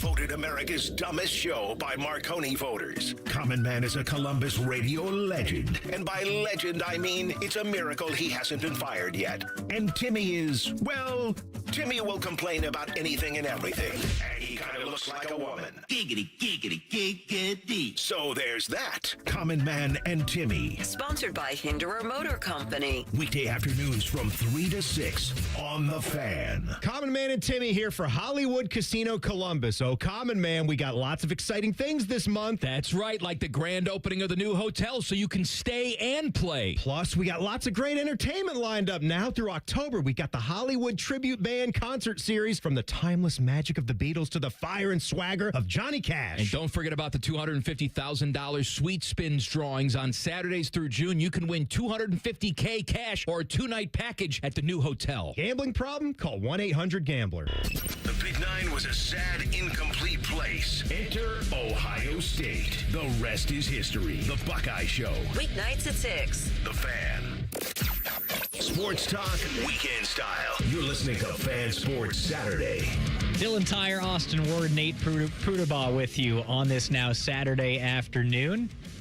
Had a lot of fun with you guys, and I think we're about to have a little bit more welcoming in Jacob Reimer. He is the basketball sicko here at the Fan. Reimer, do we have you on video right now? I can't see you anywhere, so do we have you? Yeah, you guys got me? Yes, let's go. I can hear you. You can hear him, right, Austin? I got him. I'd know that voice anywhere. Oh, yes. So, Reimer, tell us, you've had a big day already participating in the Fan 5K. Are you gassed? Like, how are you doing right now? Yeah, I'm pretty tired. I've never trained. I didn't train for this. I just showed up. I don't even think I stretched. You just rolled out of bed and ran 3 miles? Yeah, just rolled out of bed, ran 3 miles like nothing. And my legs are very sore already. I know I'm going to be feeling it tomorrow. I've been trying to do calf stretches occasionally. I don't know. I've got my medal right here. So I finished. Me and Adam King ran the whole race together. He was in a suit, and it was very entertaining because we were just talking to people as we were running and everything. But yeah, we finished at basically the same exact time too, which was fun. That was by design? King didn't pass out in the suit this year? No, he did not. I can confirm that. We actually went 2 miles before we started taking a walk to gather ourselves and catch our breath a little bit. I thought that Television's Adam King was going to dress up like a minion, not a suit this time. I don't know what happened with that. He just showed up in a suit, and it was a much different suit than last year too. And I think what helped him was that it wasn't as hot as this year. It had a nice cool breeze in the morning, so he was doing fine. Okay. All right, Reimer. So we've got the NBA draft coming up on Tuesday night, round number 1. What's the conversation around the first overall pick right now? Because I've heard some people be like, it's AJ DeBonsa from BYU, absolutely, no matter what. And in other cases, I feel like there's maybe more uncertainty. Darren Peterson is kind of throwing a wrench into things here, not visiting with anybody else but Washington, right? So how do you think things shake out Tuesday night? If I'm the Washington Wizards, I'm taking AJ DeBonsa. He led the country in scoring as a freshman. That hasn't been done since Trae Young in 2018, and he had a ridiculous freshman year. But AJ DeBonsa is at a completely different level, in my opinion. He had a triple-double last season, was a few assists away from having more than just one triple-double. The stats and numbers are there, and the analytics back up everything. He's freakishly athletic. If I'm the Wizards, I'm not messing this up, and I'm taking AJ DeBonsa because he can be a long-term guy. But it is some weird smokescreen stuff because he's been all like BYU, went to Utah Prep in high school, ended up staying out there for college at BYU, and Danny Ainge is a BYU alum and was kind of helping with that, and he's with the Jazz, so it's like, okay, like if Peterson's, I'm throwing my windy fingers up, like if Peterson's only working out with the Wizards, then what's going to happen? Are we going to get a swap or something like that, and the Jazz maybe just trade up a spot to get AJ DeBanza, or is Washington going to take the Peterson? It is interesting with Trae Young on Washington opting out of his contract, and so like now they kind of need a guard. So Peterson might make a little bit of sense, but I still think that DeBanza is the number one overall prospect in this class, and if I'm the Wizards or whoever has that number one pick, I'm taking AJ DeBanza. What's the deal with Peterson? Like this guy, he was very strange during the college basketball season, like half in, half out with Kansas. Now he's, like you said, kind of using all these different smoke screens around the draft process. Like, what is this guy's deal, and is it going to stop when it gets to the NBA? Like, should teams believe in this guy? I still think so, because if he can get past what was there in college with all the cramping stuff that came out after the season, like if you go back and watch his high school tape, like he has a case to be above AJ DeBanza because he can flat out score the basketball, and that was very evident when he was on the floor at Kansas this year. It's interesting because like all the conditioning stuff like that, like I still feel like he can be a really solid NBA player, and like this class itself, like it's generational, and having 4 potential number one picks at the top there, but it's DeBanza, Peterson, and I still feel like whoever is at number 2, or if you're taking him at 1, it's a reasonable risk to take because you're going to get constant scoring no matter what you're getting with him. Reimer, what are you hoping for Caleb Wilson? What's a good fit for him? So I have felt that I would like him to go to the Bulls at 4. I feel like the difference between him and Boozer is fine without the ball in his hands. And I don't want this to sound like a knock on Caleb Wilson, but in order for him to like really flourish right away, which is going to be the expectation, like he's going to have to go in and be a team's number one option. And now he still can't be that in Memphis, but like you've got Ja right now. I don't know what's going on with that whole situation, but whoever Memphis takes at 3 between Boozer and Wilson, I think both of them will fit very nicely with Zach Edey. So like that can be a monstrous front court for Memphis to have. But I personally would really like Caleb Wilson to go to the Bulls because he can be a franchise changer. And I mean, it wouldn't be the first time that a guy from North Carolina went to Chicago and turned them into champions. So, man, setting the expectations. Saying there's going to be a statue of Caleb Wilson outside the United Center? I mean, hey, the ceiling is the highest of anybody in this class. I feel like Boozer is the safer pick at 3 because he's got the higher floor, but Caleb Wilson showed that he can do many different things. He's flexible. He's versatile. He can guard 1 through 5. He can create for others. Like it's all there on tape. Like I feel like he can be an amazing NBA player if he goes and he is the number one option immediately. I'm glad that you're on video with us, Reimer, because I want to see your face when I read you this headline. Okay, are you ready? Oh, goodness. Yeah. I'm not going to tell you the outlet that wrote it. Yeah, that'll ruin it. Duke living rent-free in Caleb Wilson's head is another sad look for North Carolina. Oh, my goodness. What are we doing? That's crazy. Because like what's wrong with a guy like setting bulletin board material for himself? Like that's what Michael Jordan did. He found one little thing to just get him motivated, and like that's what Caleb Wilson did in North Carolina. Like the Kansas game that they played last year, he had a picture on his screensaver of him and Darren Peterson, remembering that Darren Peterson didn't pass him the ball in the All-American game, and he ended up winning that game. Played better in that game. Same thing with the one Duke game that he played in. He was fantastic. This lived up to my expectation. There's like a vein popping out on your forehead right now. You're so worked up. I love it. I'm just saying, they might be lucky that they didn't get a round 2 with him because it could have been a sweep. The Reimer could have been brought out. Reimer has now twice mentioned Caleb Wilson and Michael Jordan like in the same sentence in this interview. So tells you he means it. The expectations are incredibly low for Caleb Wilson in the NBA, obviously. Reimer, I think Nate had a question for you. Reimer, have you rewatched Cars 2 yet? Have you changed your opinions? No, I have not. I have not changed. I'm firm on my stance of it being an amazing film because I love action-packed secret agent stuff, and I feel like it's a great storyline. Hey, you and I got to go watch a little practice on Thursday at the Shot, Reimer. It was great of Jake Diebler, I think, to open that up, get some attention and some spotlight on his program in this June month. Who impressed you most on Thursday, and who's going to win the Naismith Award on this Ohio State team that no one's expecting? Yeah, I think this real conversation should be about, is Yvonne McGovern going to be the number 1 overall pick? Because, I mean, it looked that way in practice. Like, it was dominant. Austin, you cannot lie. I've been telling people all around the station, he was one of, if not the best player on the floor during that scrimmage. And there was like a huge sequence where he was just dominating on both ends of the floor. Like, I don't know.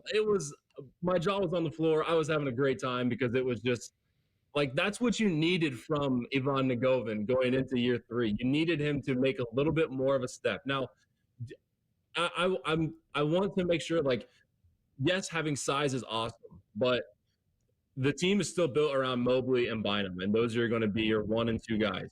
Getting a guy like Nagovin, like Yelovich, like Ojonwano, when he's able to play, like if they can come in, be some bruisers, that get some second chance opportunities, like we saw from Nagovin in that scrimmage, like that's where the bigs are going to be more impactful. Not just completely dominating on the inside, but creating second chance opportunities, giving that rim protection, because the rest of the offense is going to come from your 1 and 2 guys with Mobley and Bynum. But I mean, Nagovin is right up there right now. And just from what we saw, I know it was a small sample size, but he was being a leader too, which was great. And apparently after the scrimmages, he was on the other end of the floor and made 9 threes in a row. So, like, if that's in his bag, like, start the campaign now. I already did. Reimer, after your summer taste of Buckeye basketball, what is your excitement level on a scale of 1 to 10 for the upcoming Ohio State basketball season? Well, I mean, just getting to watch college basketball, it's a 10. Honestly, it's an 11. It's broken the scale because it's college basketball that I'm getting to watch in June. Like, there's nothing better than that. Now, we're going to have the NBA Summer League coming up with some former college guys, which will be fun. But getting this taste in June, getting a first look at the team, and I was excited about it just on paper with the roster because I think the expectation should be second weekend, if not more, because I feel like these guys are more for Jake Diebler style, wanting to play up tempo, and I feel like they're going to be a lot better defensively. I know they were scrimmaging each other, but like you've got Curtis Givens III coming off the bench, you've got Jimmy Williams coming off the bench, 2 experienced guys that have been through this in college basketball. They're really long. They know what they're doing. They can score the pressure well out on the perimeter, and like John Mobley Jr. was even getting in the action. I haven't even mentioned Justin Pippen, who's probably the best on-ball defender of the 4 in the backcourt. You got LJ Smith coming in too, reclassifying. I think it's going to be a lot of fun this year because they're going to play a little bit more up-tempo. They've got so much spacing on the outside. Anthony Thompson, buy stock now because he can absolutely light it up too. And like that jumper looks so pure from seeing it for the first time here in June. I think this can be a really solid team and really compete in the Big Ten. I was wondering how long you were going to go before mentioning Anthony Thompson because there's just so much off. I know, but we're serious about what we saw from Nagovin on Thursday, and it overshadowed like the Columbus debut of Anthony Thompson, a 5-star McDonald's All-American, who had an awesome scrimmage too. Like we normally would only be talking about Anthony Thompson, and we've buried the lead in some respects. Well, I mean, I've put it out on my Twitter, too, of the clip from Nagovin that I got of him doing the baby hook. Like, that was a part of the sequence where he was just dominating. But But yeah, Anthony Thompson, like the expectations are going to be high for him for sure because he's a 5-star, and I don't want everybody to like look at this past year's class and like think like to live up to that expectations because this past class was generational. And now can this class maybe live up to it? Sure, but I don't want to I don't want the expectations to be so high because he is still a freshman, and you've got Mobley, you've got Bynum. Like Anthony Thompson is still going to be a crucial piece to this team.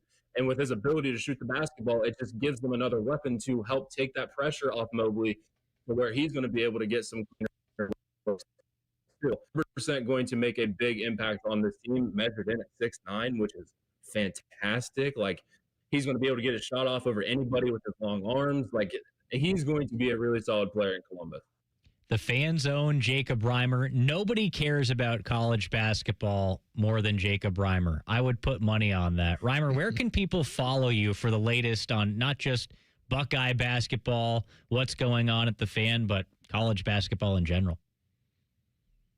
You can follow me on Twitter at RhymeTime05. I'm on TikTok at Jacob Reimer5. I'm going to be putting out some draft stuff here this weekend. The guards in this class are the deepest that I can remember, and I love guards. Like, there's so many good guards that can be steals at the end of the first round, maybe even into the second round too. And it's really top heavy with the elite ones. And then just the number one overall debate. What's going to go? The eyes on Boozer and Caleb Wilson. I'm going to try to get as much as I can out before the draft on Tuesday, which is very weird that it's on a Tuesday because it's never been on a Tuesday that I can remember. So we'll see, but that's what I'm going to be doing here in the next couple of days. All right, Jacob Reimer from the Fan, also a college basketball star in his own right. Reimer, thanks so much. We appreciate it, man.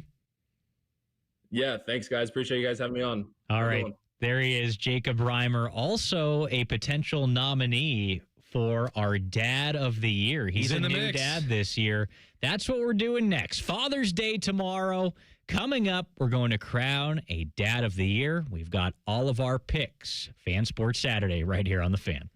A lot has changed in 30 years, but we're still that old shoe that feels worn in and well-loved. And, well, we smell a little, but you've accepted that. The Fan. Great Lakes Hyundai. The savings are so good. It's time for sun and savings at Great Lakes Hyundai. Right now, get a new 2060 Elantra SE for $59 per month for a 2-year lease. Just $59 a month for the drive into summer sale. This month only. Plus, every new Hyundai comes with owner assurance and America's best warranty. A 10-year, 100,000-mile powertrain coverage. Dublin or Columbus or glakeshyundai.com. With approved credit $39.95 down plus tax title first month payment. 7,500 miles per year and 7.6. In the military, the mission was clear. You knew what to do. Now, the mission has changed. Stepping into civilian life isn't about finding a job. It's finding your purpose. I wanted a career that would leverage the skills and discipline I gained in the military. IT just felt right. My Computer Career offers class schedules that fit into your life and skills in high demand. Put your VA benefits to work. Visit mycomputercareer.edu/CWP to jumpstart your IT career today. An Elite CompTIA certification partner. Financial aid is available to those who qualify, including VA benefits. Experience the adrenaline of Barrett Jackson in Columbus, Ohio, June 25th to 27th. See hundreds of no reserve collector cars cross the auction block, interactive sponsor displays, and a wide selection of food and drinks. It's an exciting high-octane event for fans of all ages. Tickets on sale now at barrett-jackson.com. Grilling season starts now at Billiards Plus. Shop top-of-the-line grills and turn every cookout into a win. Then bring the fun inside with pool tables, shuffleboard, and more. Everything for the ultimate game room. Billiards Plus. Grills, games, and good times. Online or on Dublin Center Drive in Dublin. Your plate is full every morning thanks to the $6 Tim's Trio from Tim Hortons. Freshly brewed coffee, a hearty breakfast sandwich with a freshly cracked egg, and a daily baked donut. All of that for just $6. Yeah, that is a full plate for sure, but it's one less thing on your plate to worry about. So enjoy it to its fullest. The $6 Tim's Trio, only at your neighborhood Tim Hortons, at participating U.S. restaurants. Hi, I'm Patty, founder of Awesome Tex. I started with a big idea to give old clothes a new life by turning them into recycled fibers and threads. Everyone told me that this was going to be impossible, but Chase for Business believed in me. They gave me a lot of guidance from the beginning. Get financial guidance from bankers in the Columbus community and convenient digital tools all in one place. Learn more at chaseforbusiness.com. Make more of what's yours.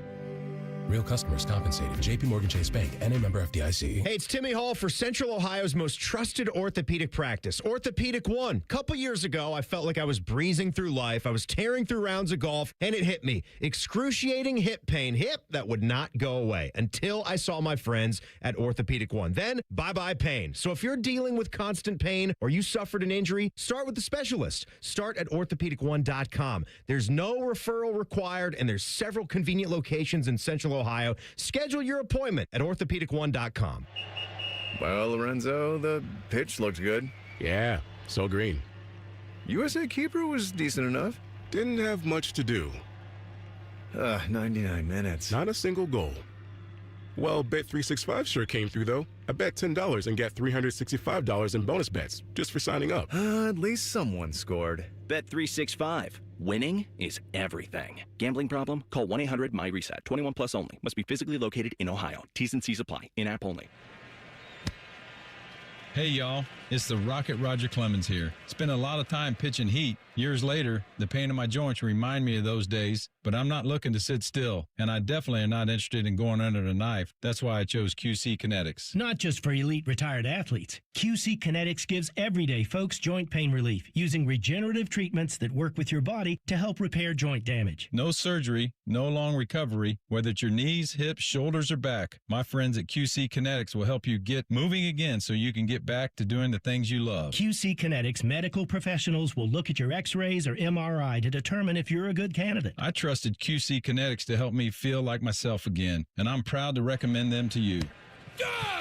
Call QC Kinetics today and schedule your free consultation. Call QC Kinetics, 380-208-4544. That's 380-208-4544. 380-208-4544. Statistics show that roughly 20 veterans die by suicide every day in the United States. Canines for Warriors is the leading nonprofit organization providing highly trained service dogs to veterans with PTSD and other invisible wounds of war.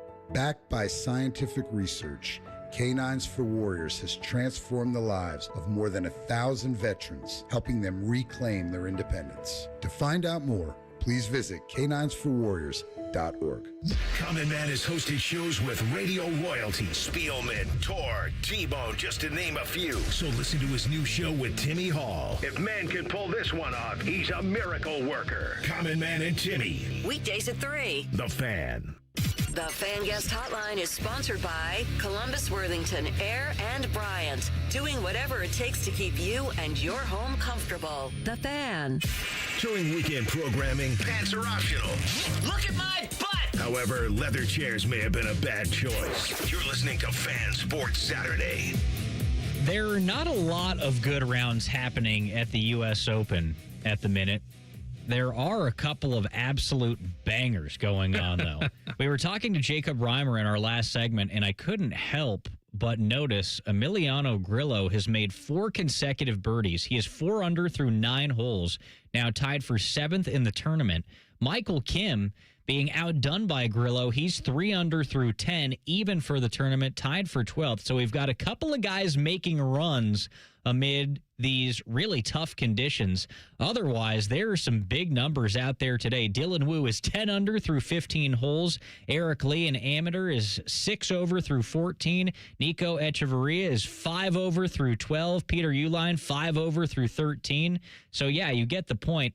It's tough out there at Shinnecock, but a couple of guys are having good rounds and having good days. So we'll see what it looks like when the leaders go off. Wyndham Clark, the leader right now by 4 strokes at 7 under par, will tee off at 3:45. I think a lot of people are hoping for maybe I don't want to say a subpar round, an over par round that is subpar from Wyndham Clark today. Get him back towards the pack a little bit and set up a really nice finish tomorrow on Father's Day. And I bring up Father's Day because we're going to crown a Dad of the Year. I'd like to hear your guys' pick. So each of us will pick their own Father of the Year. This can be from anywhere out there. It doesn't necessarily need to be in the sports landscape. It can be in music, entertainment. Heck, it could be somebody that works here at the Fan. Ooh. It could be your own father if you want. If he is deserving.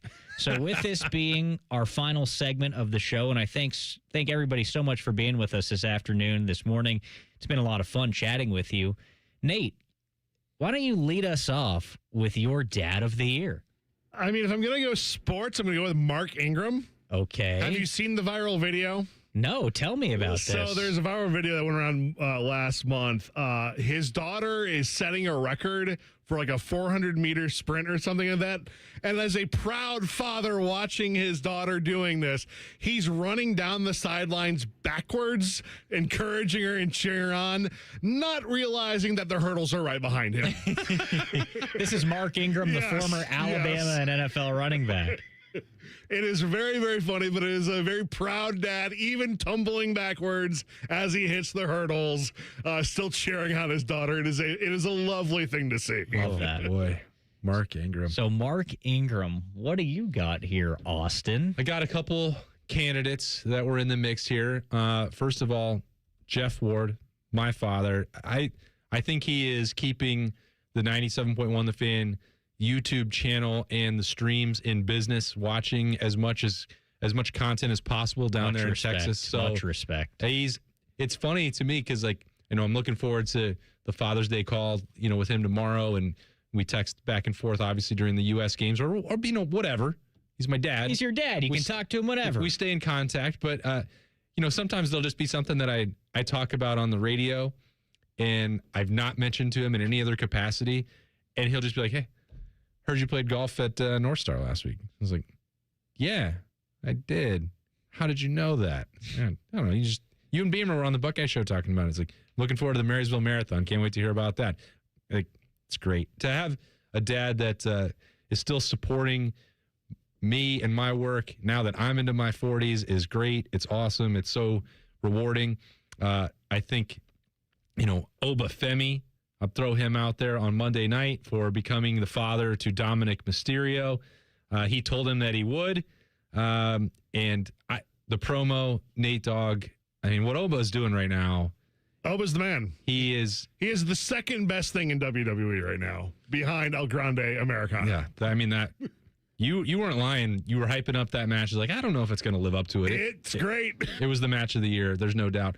So kudos to him for changing the industry. I wish that he didn't have to suffer that loss to Brock Lesnar after retiring him at WrestleMania. But that's aside from that. My local and my vote is cast for Ryan Day.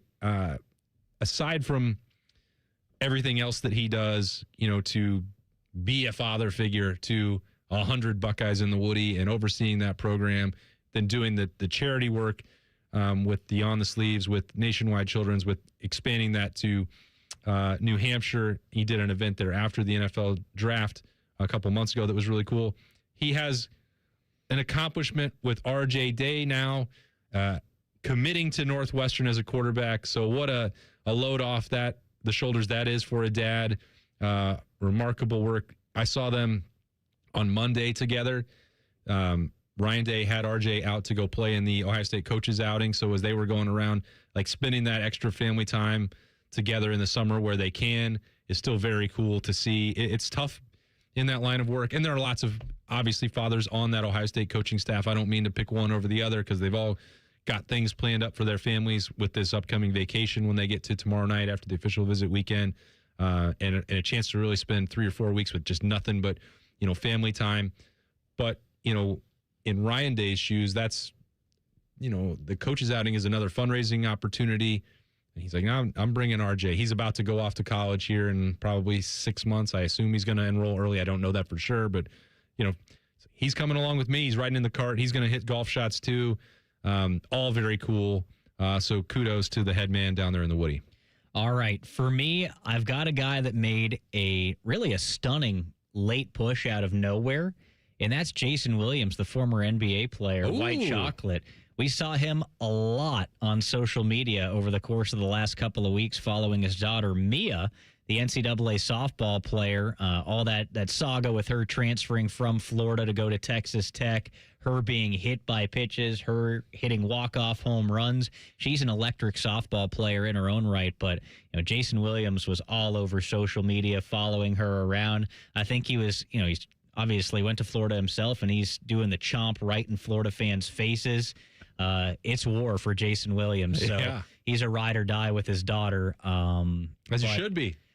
A late push there, not good enough to unseat my dad of the year, Colts quarterback Phillip Rivers, who came out of retirement after 4 seasons. I don't know how many kids. He's a grandfather, actually. I could give him grandfather of the year, too, I believe. I love on his Pro Football Reference page, of course, they have his career stats, San Diego Chargers, LA Chargers, Indianapolis Colts. Then it goes 2021, 2022, 2023, 2024, did not play, retired. In parentheses, St. Michael Catholic High School head coach. I don't think anybody else has that on their Football Reference page, but Phillip Rivers does. And then you go to 2025, 44 years old, coming off the bench at St. Michael Catholic High School. Started 3 games for the Indianapolis Colts. We don't have to talk about the 0-3 record, but he completed 58 of 92 passes, a 63% completion percentage, right around average, I would assume, in the NFL. 4 touchdowns, 3 picks. Didn't have a whole lot of arm strength, but hey, that's enough to win the Dad of the Year, Phillip Rivers. Probably get back to work and have 3 or 4 more kids now.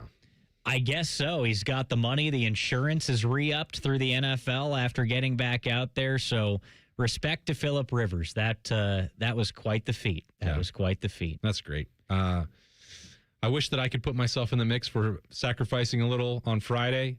Liberty had her Columbus Children's Theater performance on Friday afternoon, right at 4 o'clock, right in the middle of the U.S. game against Australia.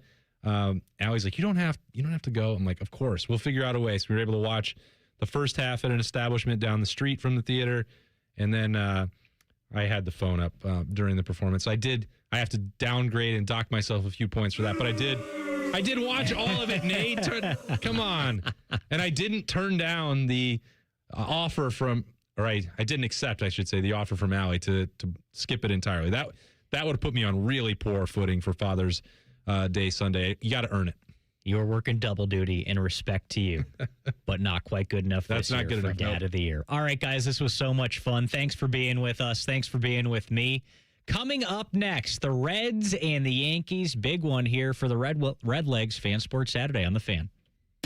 Broadcasting live from the McDaniel GM Superstore Studios. Driving excellence since 1916. Chevrolet. Together, let's drive. WBNS HD1 Columbus. Common Man here for my friends at Care Heating and Cooling. Summertime napping season is upon us. What's that mean? Well, that means for me, a little nap on the leather couch. I got the ceiling fan on. But if that AC's not working properly, that nap turns into crap. Am I right? You got to make sure that AC's in tip-top shape, and the only people to call are my friends at Care Heating and Cooling. The message on their homepage says, we care about your comfort, because they do. If you're not comfortable in your own home, they start to get itchy and scratchy. Here's what you need to know about my friends at Care. They've won the Lennox Centurion Award for 17 years in a row. Now, if you're not in the biz, you don't know what that is, but I'm going to tell you, it's given to the top 5% of Lennox dealers in the country each year. Their service techs are the best in the business, and there's not a problem they can't solve, except maybe the meaning of life. They had no answer when I asked them. But think about living without central AC. Mess you up. My friends at Care also have easy online scheduling. CareHeatingandCooling.com. Care Heating and Cooling. Call 1-800-COOLING when you need a company you can trust. Do you suffer from leg pain, leg swelling, varicose veins, or leg ulcers? Dr. Joseph Senta and Dr. Barry Zeta at Ohio Vein and Vascular are pioneers in the vein and vascular field. They can perform minimally invasive procedures that will get you back on track to a pain-free life. Stop living with leg pain and start the process to healthy living with a free healthy leg screening. 3 locations to serve you at Polaris, Reynoldsburg, and now open downtown. Go to loveyourveins.com or call 614-426-VEIN. That's 614-426-VEIN or loveyourveins.com. Make it a Reds, white, and blue holiday. Join the Reds on Saturday, the 4th of July, as we celebrate America 250 and enjoy America's pastime when the Reds take on the Orioles. Fans in attendance will receive a USA Cowboy hat, thanks to Network for Hope while supplies last. Be sure to stick around after the game for a fantastic fireworks show. Great American Ballpark is the ultimate destination this 4th of July. Get your tickets now at reds.com/tickets. At ADP, we know you want your landscape business to succeed, but we don't know anything about landscaping. ADP only knows how to handle the business of your small business. So if ADP focuses on the payroll and the HR, while you focus on the land and the scaping, success should follow. Just don't expect us to know all about Kentucky bluegrass, zero-turn cutting, or what to do with a woodchuck. That's for you to figure out. Let ADP help your small business focus on the part of the business you're good at. ADP for small business. Enjoy more ways to save at Kroger, like low prices in every aisle. And you can clip and save more with digital coupons in the Kroger app. Plus, you can earn fuel points to save up to $1 per gallon at the pump. So it's always easy to save big. Kroger, fresh for everyone. Savings may vary by state. Fuel restrictions apply. See site for details. Did you know you can save up to $35 on your next fill-up? Redeem your points for big savings at the pump. Exclusions apply. See site for details. Kroger, fresh for everyone. I always tell people I was the luckiest guy in the world. I wanted to be an Army man or a fireman, and I got to do both. As a firefighter, my job was about saving lives. I never thought one day I would be fighting for mine. After spending his career answering the call to save others, Ken was diagnosed with ALS. Now he's facing his biggest battle, for more time. For 70 years, Muscular Dystrophy Association has been answering the call to help people live longer and more independent lives. MDA means to me hope. MDA is leading the way for people living with ALS, muscular dystrophy, and other neuromuscular diseases by accelerating research, advancing care, and advocating to empower families like Ken's. I wouldn't be living as good of a life with ALS if it wasn't for MDA. MDA is helping people live stronger and love longer. Learn more at mda.org today. Enough already. We can do more. Enough already. We can find a cure. Enough already. We can do better for our kids. Enough already. We are relying on you. We can come together to support Children's Cancer Research Fund, a national nonprofit dedicated to ending childhood cancer that is on the front line of breakthroughs. Because it's enough already. Go to childrenscancer.org today. The two most mature people working at the radio station. And that's just because they wear pants. The pervert and the skivvies. Rothman and Ice. Weekdays at noon. The Fan. We're the girthiest radio station in the history of radio. Uncomfortably girthy. This promo is uncomfortable. The Fan. Ohio's girth.